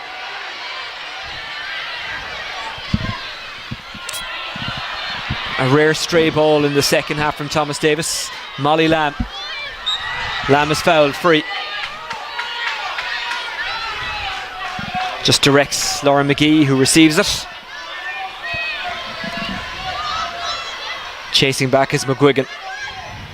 McGee. Lamb off the shoulder. Jennings. Sultan. Sultan a little bit isolated. She'll have to go backwards. Jennings. Sultan. Rutledge. McGee, who's fouled. A slight contact, but still a foul. There was great defensive shape by Thomas Davis there in that play. They had one player sitting in the pocket at one stage. It was Alwyn Carey, then switched to Emma Whelan, and then man on man everybody else pushing Kilmacud out, make sure they don't get inside the scoring zone. A little bit loose here now. Laura Kane finds a bit of space. Crokes, lovely score. Laura Kane settles things down for Kilmacud Crokes. They were 1-8 to 4 points up, and then Thomas Davis went on that run where they scored 5 in a row, but Crokes have just responded. 3 between them again.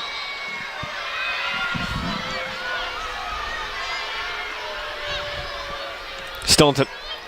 That's going to be intercepted by Kane. Good ball by Kane. Darvern hooked it wide. She says she was being fouled. Referee not interested.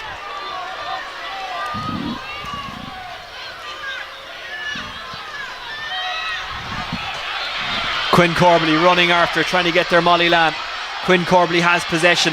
Sinead Deegan is completely isolated if she could get the ball to her, but Lamb fouls Quinn Corbally. It was what I'd call a clever foul from a defensive point of view. Yeah, Tammy had a lot of space to attack there. And it's completely slowed the game down now, giving Crokes a chance to set up. McGuigan races out. She wanted the ball, didn't get it. Here's Kirby. That's left behind. McDade couldn't take advantage.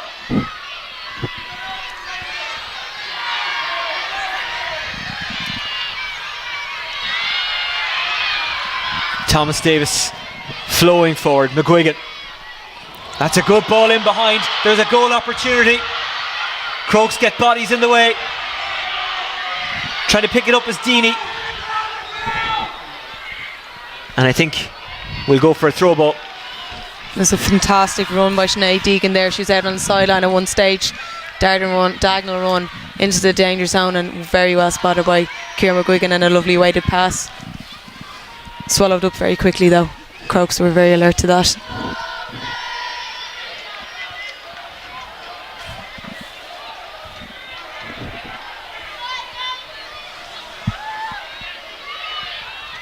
It's rebounding around, it's collected by Kane.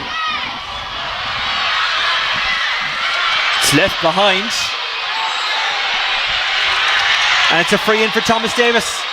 What did you make of that call, Ciara? Yeah, no, she picked straight up the ground. 2 knees were down, so definitely a free, but came from pressure from Tammy Quinn. Good tackling by Aoife Kane. Still work to do for the Crokes defence. McGuigan squeezes that one over. 2 between them again. They had the free if they wanted it. They chose to play it, and McGuigan got her first from play of the match.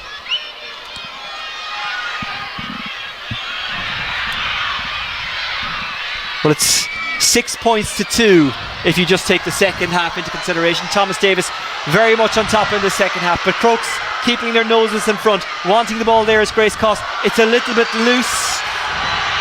It's won back by Thomas Davis. It's fantastic work, fantastic defending. Bodies on the line stuff. Here's Kirby.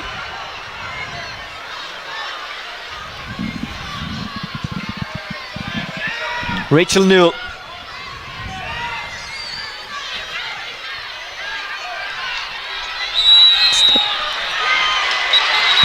Took too much out of it. Free for Crokes. Overcarried. Yeah, Rachel knew herself. She overcarried there. Michelle Davern has moved out to the half-forward line. Perhaps Crokes feel that they need a bit of a ball win or something to get their hands on the ball around there and secure a bit of possession, which they haven't really had in this half. Amy Conroy comes in. She replaces Murray. Amy's a goal getter. Very, very hard to defend, so might be something on the cards here for Crokes. Lamb. Straight away they look for Conroy. Conroy, who's got a bit of pace as well. Slips up. Free in. Talk about an immediate impact. Now from that tight an angle, I wonder will they try and work something, or will Rutledge just go for it? Yeah, Laura Kane sitting here on the 45. It's exactly who she goes to. Kane. McGee wants to run onto it. McGee does run onto it. Saw that the route was blocked, so had to go the long way. McDade. Good shuffle from McDade. Buckley, who got that fantastic goal in the first half. Kane. McGee. Coss. Lamb. Rutledge. Good take by Grace Coss. Lamb. Lost it, having just put too much into the solo advantage coming. Grace Coss, free in.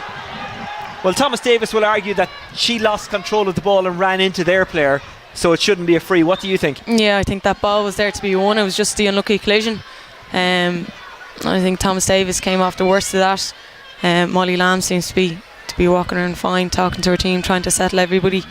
And this is a good break in the play. I think this is going to work in Kilmacud Crokes' favour. We have Ava Rutledge on the freeze now. Kate Murray gone off.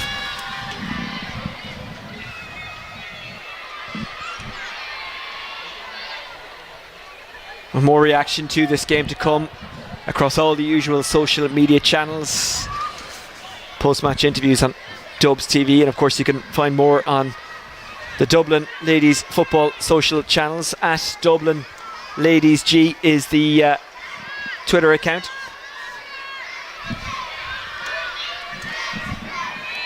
.25,000 members in 74 clubs. I'm sure that will grow and grow and grow.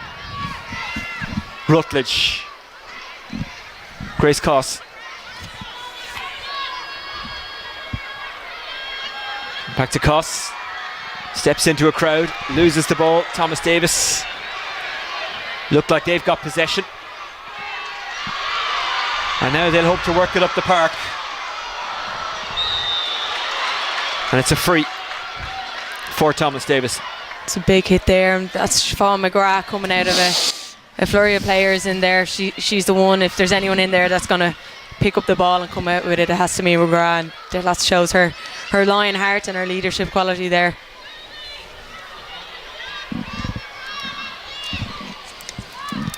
Well, you can see the players, any chance they get getting water on board. This game, I'm sure, absolutely draining for them.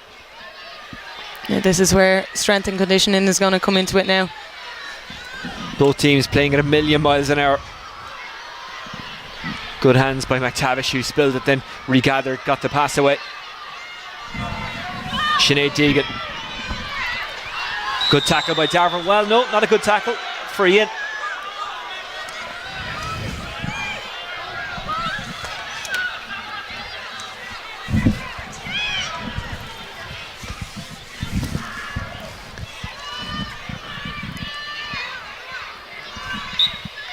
Thomas Davis have time, but I do wonder, will they be thinking about going for a goal, because chances might be limited. They've only in or around 4 minutes plus injury time left.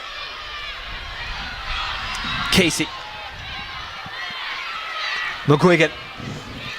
Crokes congesting that scoring zone. McGuigan goes to ground. It's another free in. Yeah, Crokes have plenty of numbers back there now. McGuigan hurt herself slipping into that tackle there. I'm sure she'll carry on.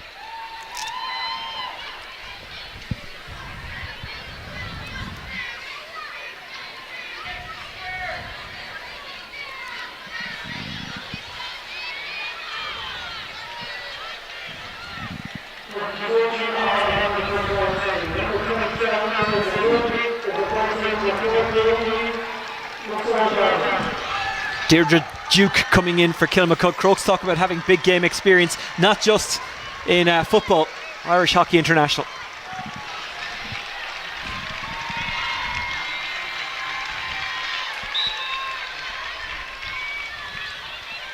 Is this one going straight over or dropping in? It's dropping in.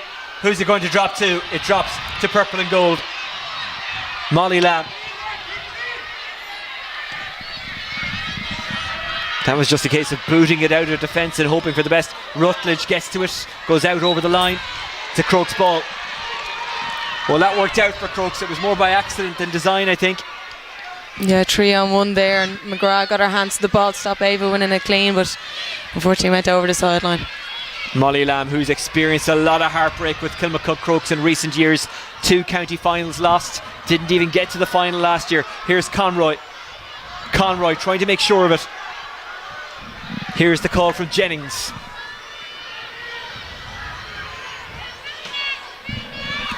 Grace Coss.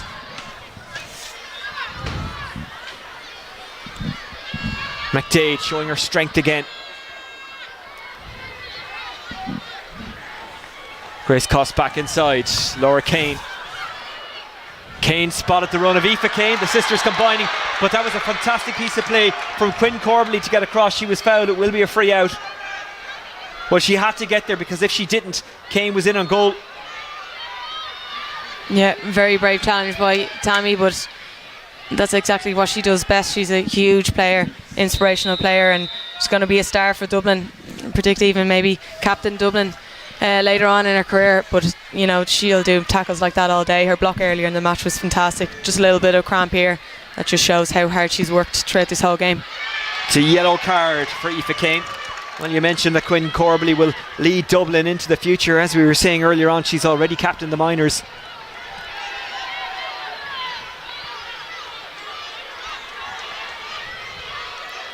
Kilmacud Crokes to complete the match with only 14.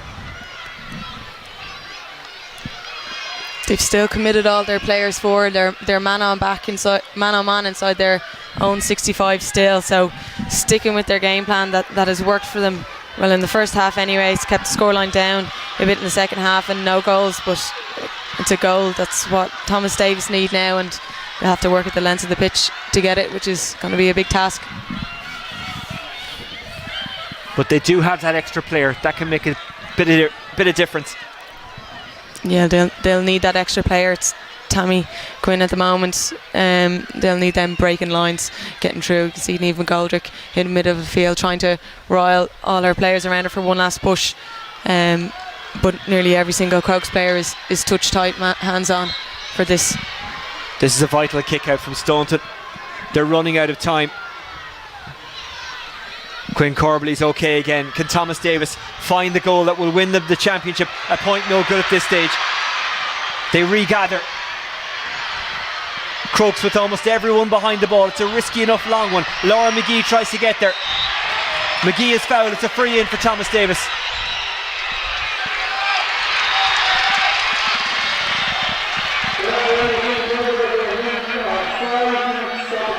Five minutes of stoppage time, so a point might actually do from this attack. Yeah, it's only 2-point game in it now, so a point would be to change it. I thought she was going to go for it there. She's within her range now. Kirby screaming for the ball here on the right hand side. Kirby lays it off. Left foot. McGuigan. There we go, 1-point game. It's a 1-point game. Ciara McGuigan, who's come up with big scores already tonight, does it again.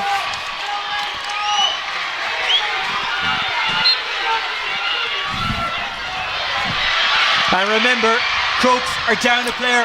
Thomas Davis have the advantage. Thomas Davis have the momentum. Thomas Davis have the free, which they'll have to go back and take again. Noise of the crowd there. Players couldn't hear the referee's whistle.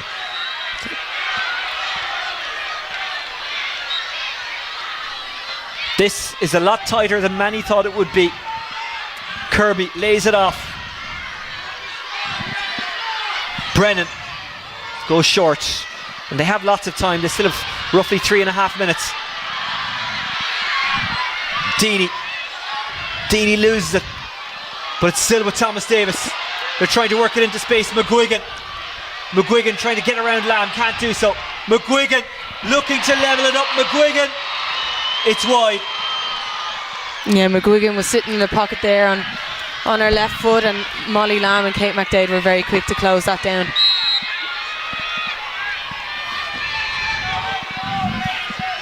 Dervla Gower.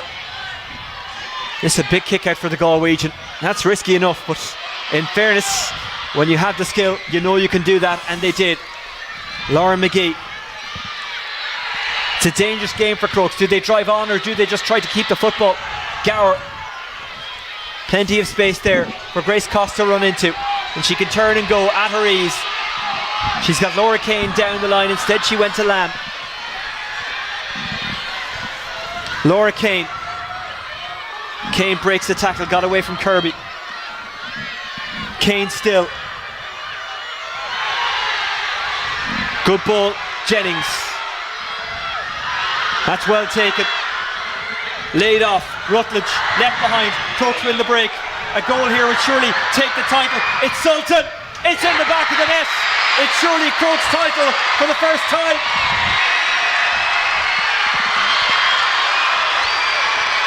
Crokes, who are down to 14, who looked like they were on the brink of conceding an equaliser just a couple of moments ago, have got the goal that probably wins the title. Thomas Davis were very open there, and they'll be devastated with that. What a finish by Sultan. 2 goals for Crokes, They're 2 on here absolute now. belters, but Thomas Davis aren't done yet, and they do have time, roughly 2 minutes. They'll have to do something they haven't done so far this evening and find the net. Good step inside. Newell loses it but gets the free. 2-9 is 15 points, 11 points. Well, that's 11 points, 4 between them. I wonder, does McGuigan just pop it over here and then hope that they can win the possession and work a goal? That's exactly what they are doing. So obviously she checked with the ref. McGuigan does not deserve to be on a losing team. At the moment though, that is the case. Full press here again by Thomas Davis. I think they've identified Gara's range. Had to go short. Grace Coss. McGuigan battling for it and fouling. and staying down, doing the smart thing.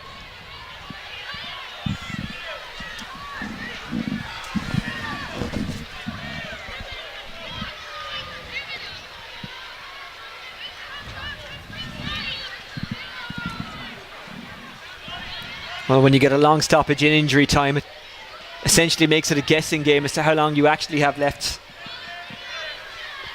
Yeah, the referee's had his watch there now, so I wonder, did he pause it or was he just checking time? I think this is tactically now working in Crokes' favour. Settle them, organise them, get a bit of shape back.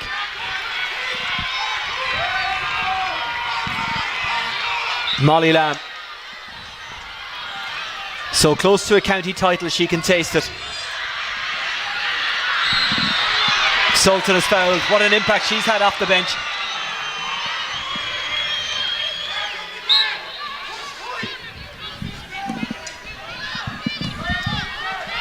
Lamb goes long, broken down by Deirdre Duke, laid off McDade. Strong running from McDade, looking inside for Duke, couldn't find her, it was intercepted. Is there one last chance for Thomas Davis? They have the free, they have to work it up the pitch very, very quickly indeed.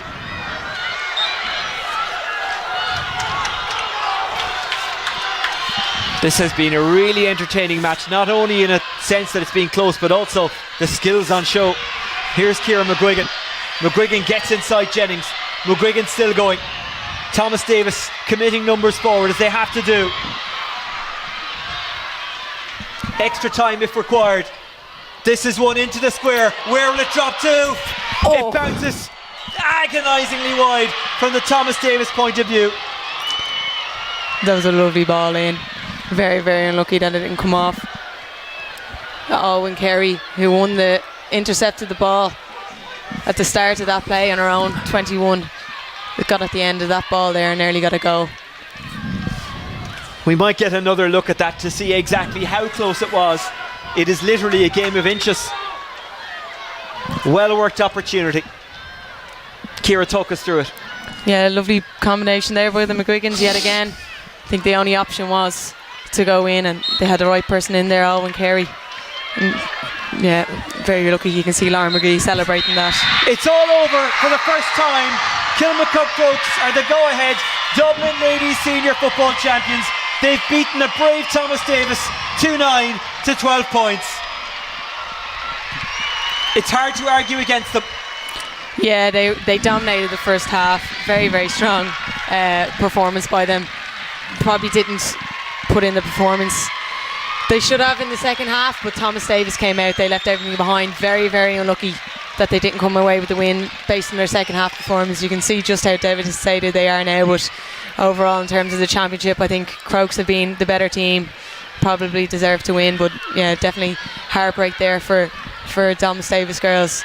Looking at Siobhan McGrath there, if there's one person in Dublin that you want to have a county medal in their back pocket, it's Siobhan McGrath, and I think even the Crokes girls would swear about that as well. So devastated for her, but you know, this has been a long time coming for Kilmacud Crokes, a really, really long time coming. A lot of hard work put into these girls from juvenile level all the way up, and there's the reward there. Hurt can drag you back and it can drive you on. At times tonight I wasn't sure what way it was working for Crokes, whether they were being dragged back by it or whether they were being driven on by it. Yeah, they clung on. Maybe there's that bit of experience in there that got them over the line. You know, Michelle Davern was fantastic throughout the match. Laura McGee, Aoife Kane got in sim bin as well. Put in massive shifts, and then you look on the other side, you have Alwyn Carey to keep Grace Coss and Kate McDade quiet in midfield.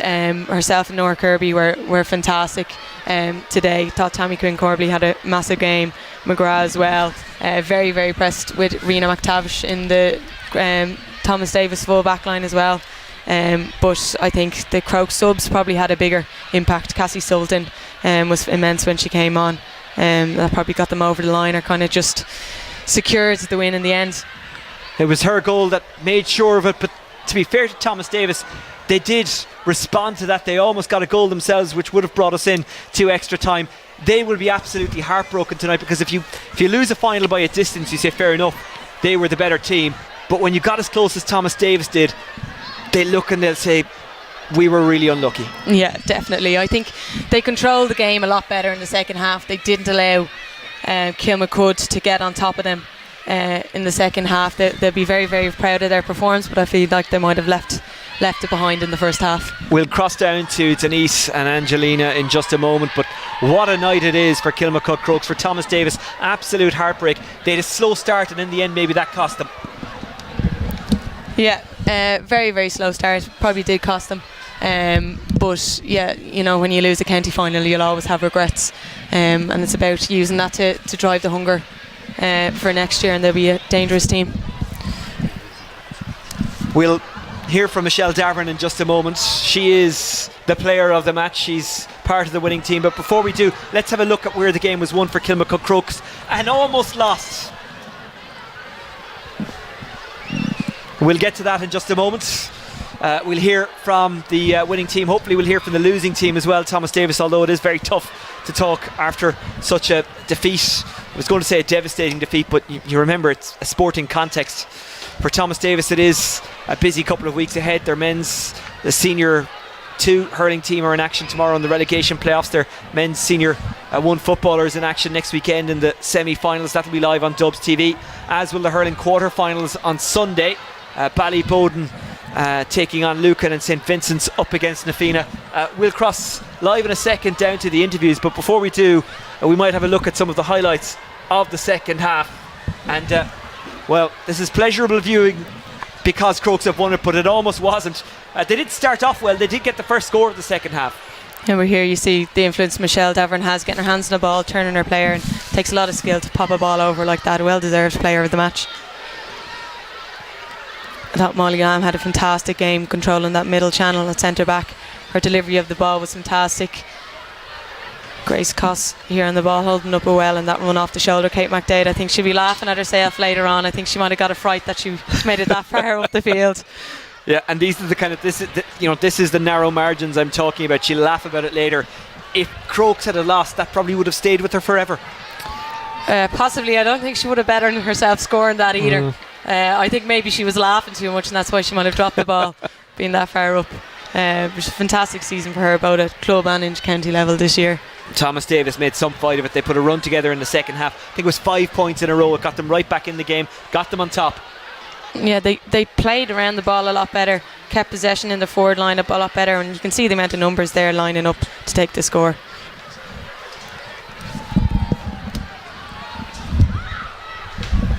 Sinead Deegan has been a fantastic player for them all through the years, and that's a lovely score. McGuigan was free on the left, but I think she was right to take her score there.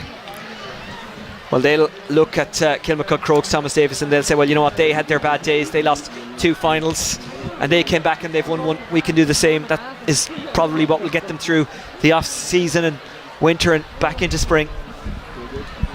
Yeah, they do say you have to lose one to win one, but I don't think when you lose one that you agree with that until you win one. So yep. Thomas Davis will be devastated. You know what, we'll come back to the highlights in a while. Remember, you'll be able to watch this game back in a second. The reason I'm cutting in there is because Michelle Davern and Crokes manager Paddy O'Donoghue are ready to talk to Angelina, so let's get down to them. Welcome back to the sideline here, and I'm out of shot for a very special reason, because we have Andy Edwards of Go Ahead here to present the player of the match, the Go Ahead player of the match in the Dublin senior football final, to Michelle Davern of Kilmacud Crokes. So we'll get them to do that. Andy's making that presentation right now, and I'm saying Michelle is delighted with it. Andy, listen, just a quick word. Thank you so much. I can give you that mic actually. Thank you so much for being with us this evening, and I'm sure you're delighted with that performance given the sponsorship of the Dublin Ladies Championship.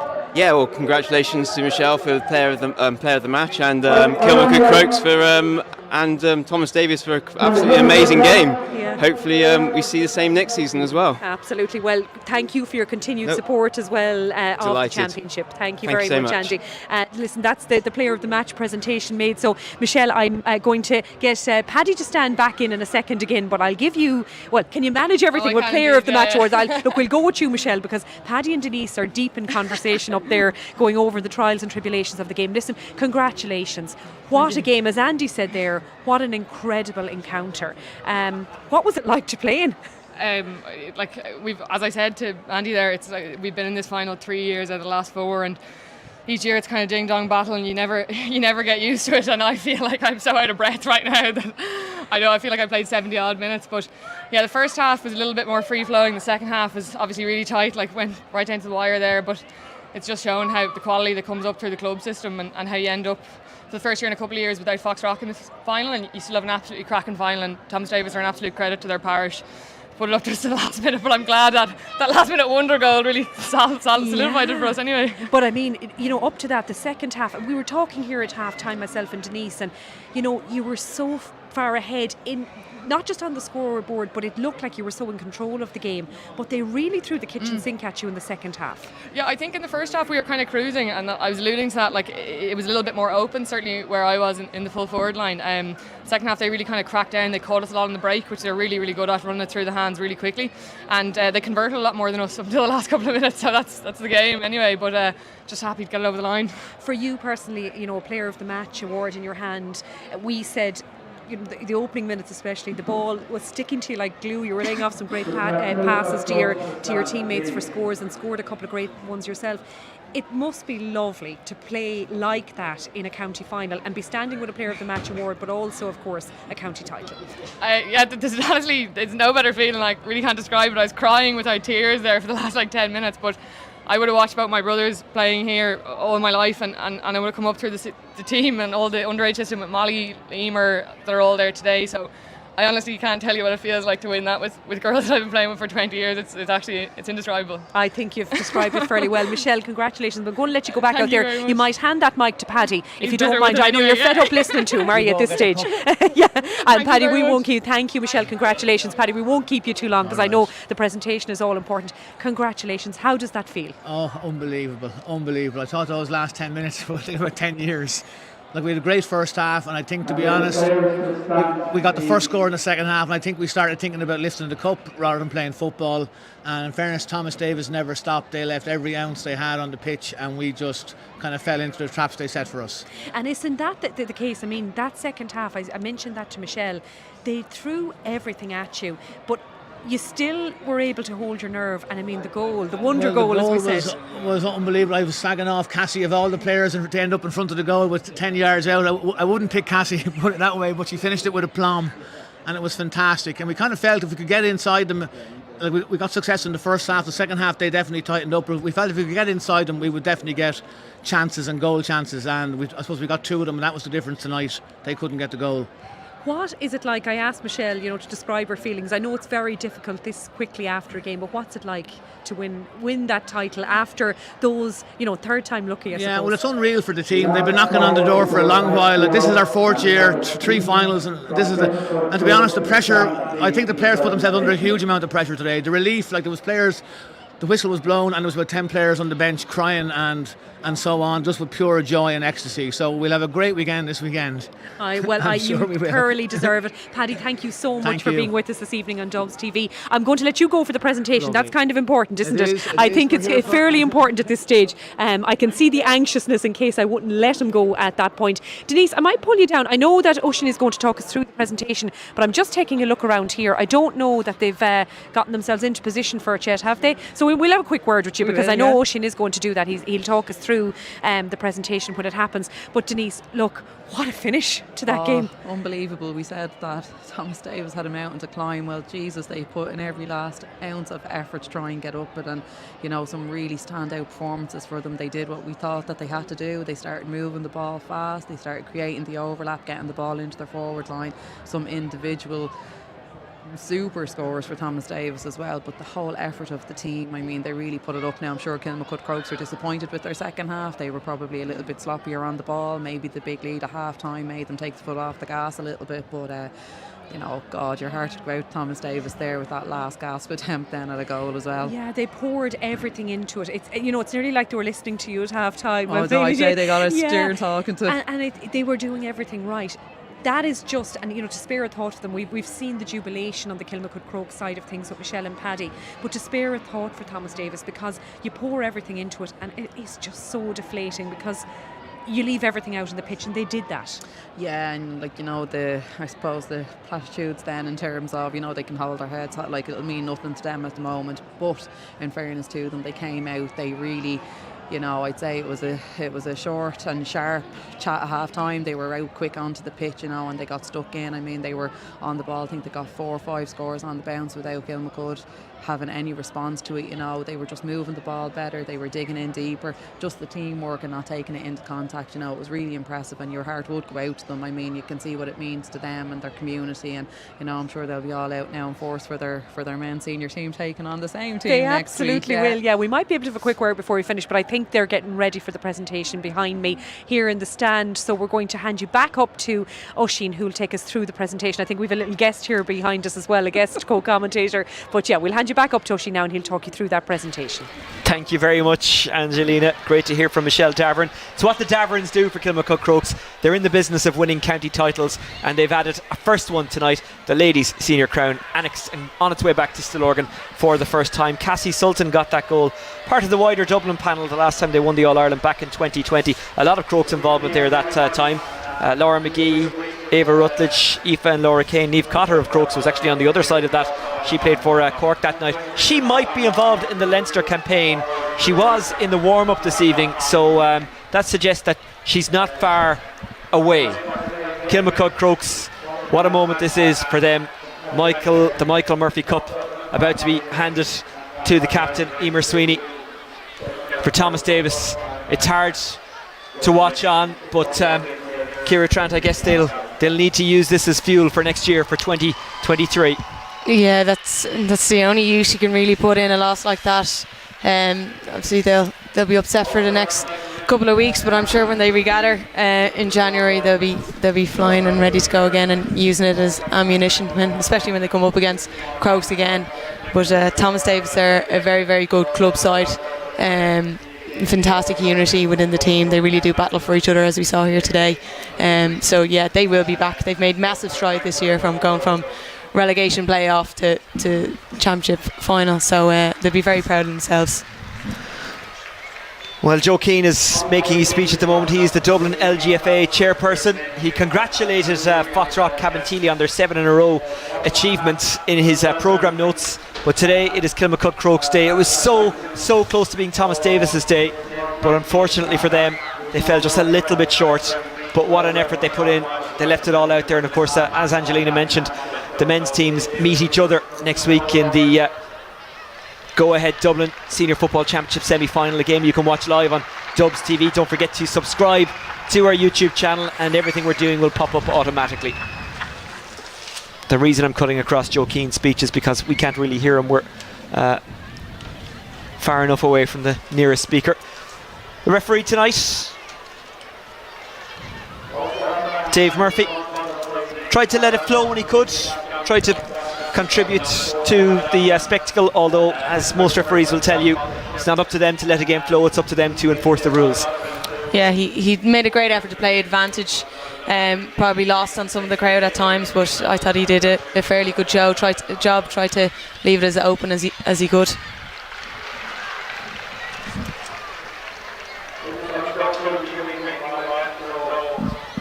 And for Kilmacud Crokes, like Thomas Davis, they've worked their way up through the ranks. Didn't get to the final last year, beaten in two finals before that by Foxrock Cabinteely. Emer Sweeney has her hands on the trophy and raises it high.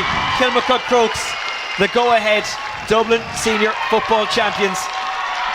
Is it the first part of a senior triple for Kilmacud Crokes? Their hurlers still very much involved. They're defending their title, as are the footballers who will play Thomas Davis next weekend.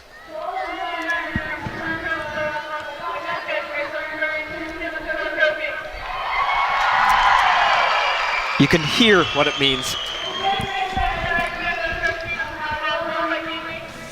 Well, we're having a little bit of trouble hearing Emer clearly there, but I think you can sense the joy in her voice. It's a great moment for her. It's a great moment for her team. Yeah, fantastic occasion for Crokes. A long time coming from a lot of those girls. So they're going to have a very nice weekend, I think. And off camera, the Thomas Davis players all standing together, arm in arm. That's great to see. They're getting 3 cheers from Emer Sweeney, who understands better than most what it's like to be in that position of Thomas Davis. That's in no way a consolation to them this evening, and I'm always aware that when you congratulate the losing team, it can sound patronising, but it really isn't. They really gave it all tonight, and they were so close. They did, and it was a battle, and that's what you want in a county championship final. But it's no surprise to me seeing a team like Thomas Davis linking arms at the end of the match. There's such unity within that group, and they've soldiered together through a lot of years up through a junior and intermediate. So this is their just reward, but there's more to come from this team, definitely. It's a purple and gold night in Parnell Park. Kilmacud Crokes the champions. More action to come on Sunday. 2 hurling quarter-finals. Ballybowden against Lucan and St Vincent's against Nafina in a local derby. We're back with football next weekend. Among the action, Kilmacud Crokes and Thomas Davis in the senior semi-finals. We've also got the senior 2 semi-finals next weekend. Those are huge games because the winners of those semi-finals go back up to senior 1. Stay tuned to all the Dublin GA and indeed the Dublin LGFA social media channels for more. Before we wrap it up, I'll say thanks to Angelina and Denise, who were on the sideline bringing us through tonight.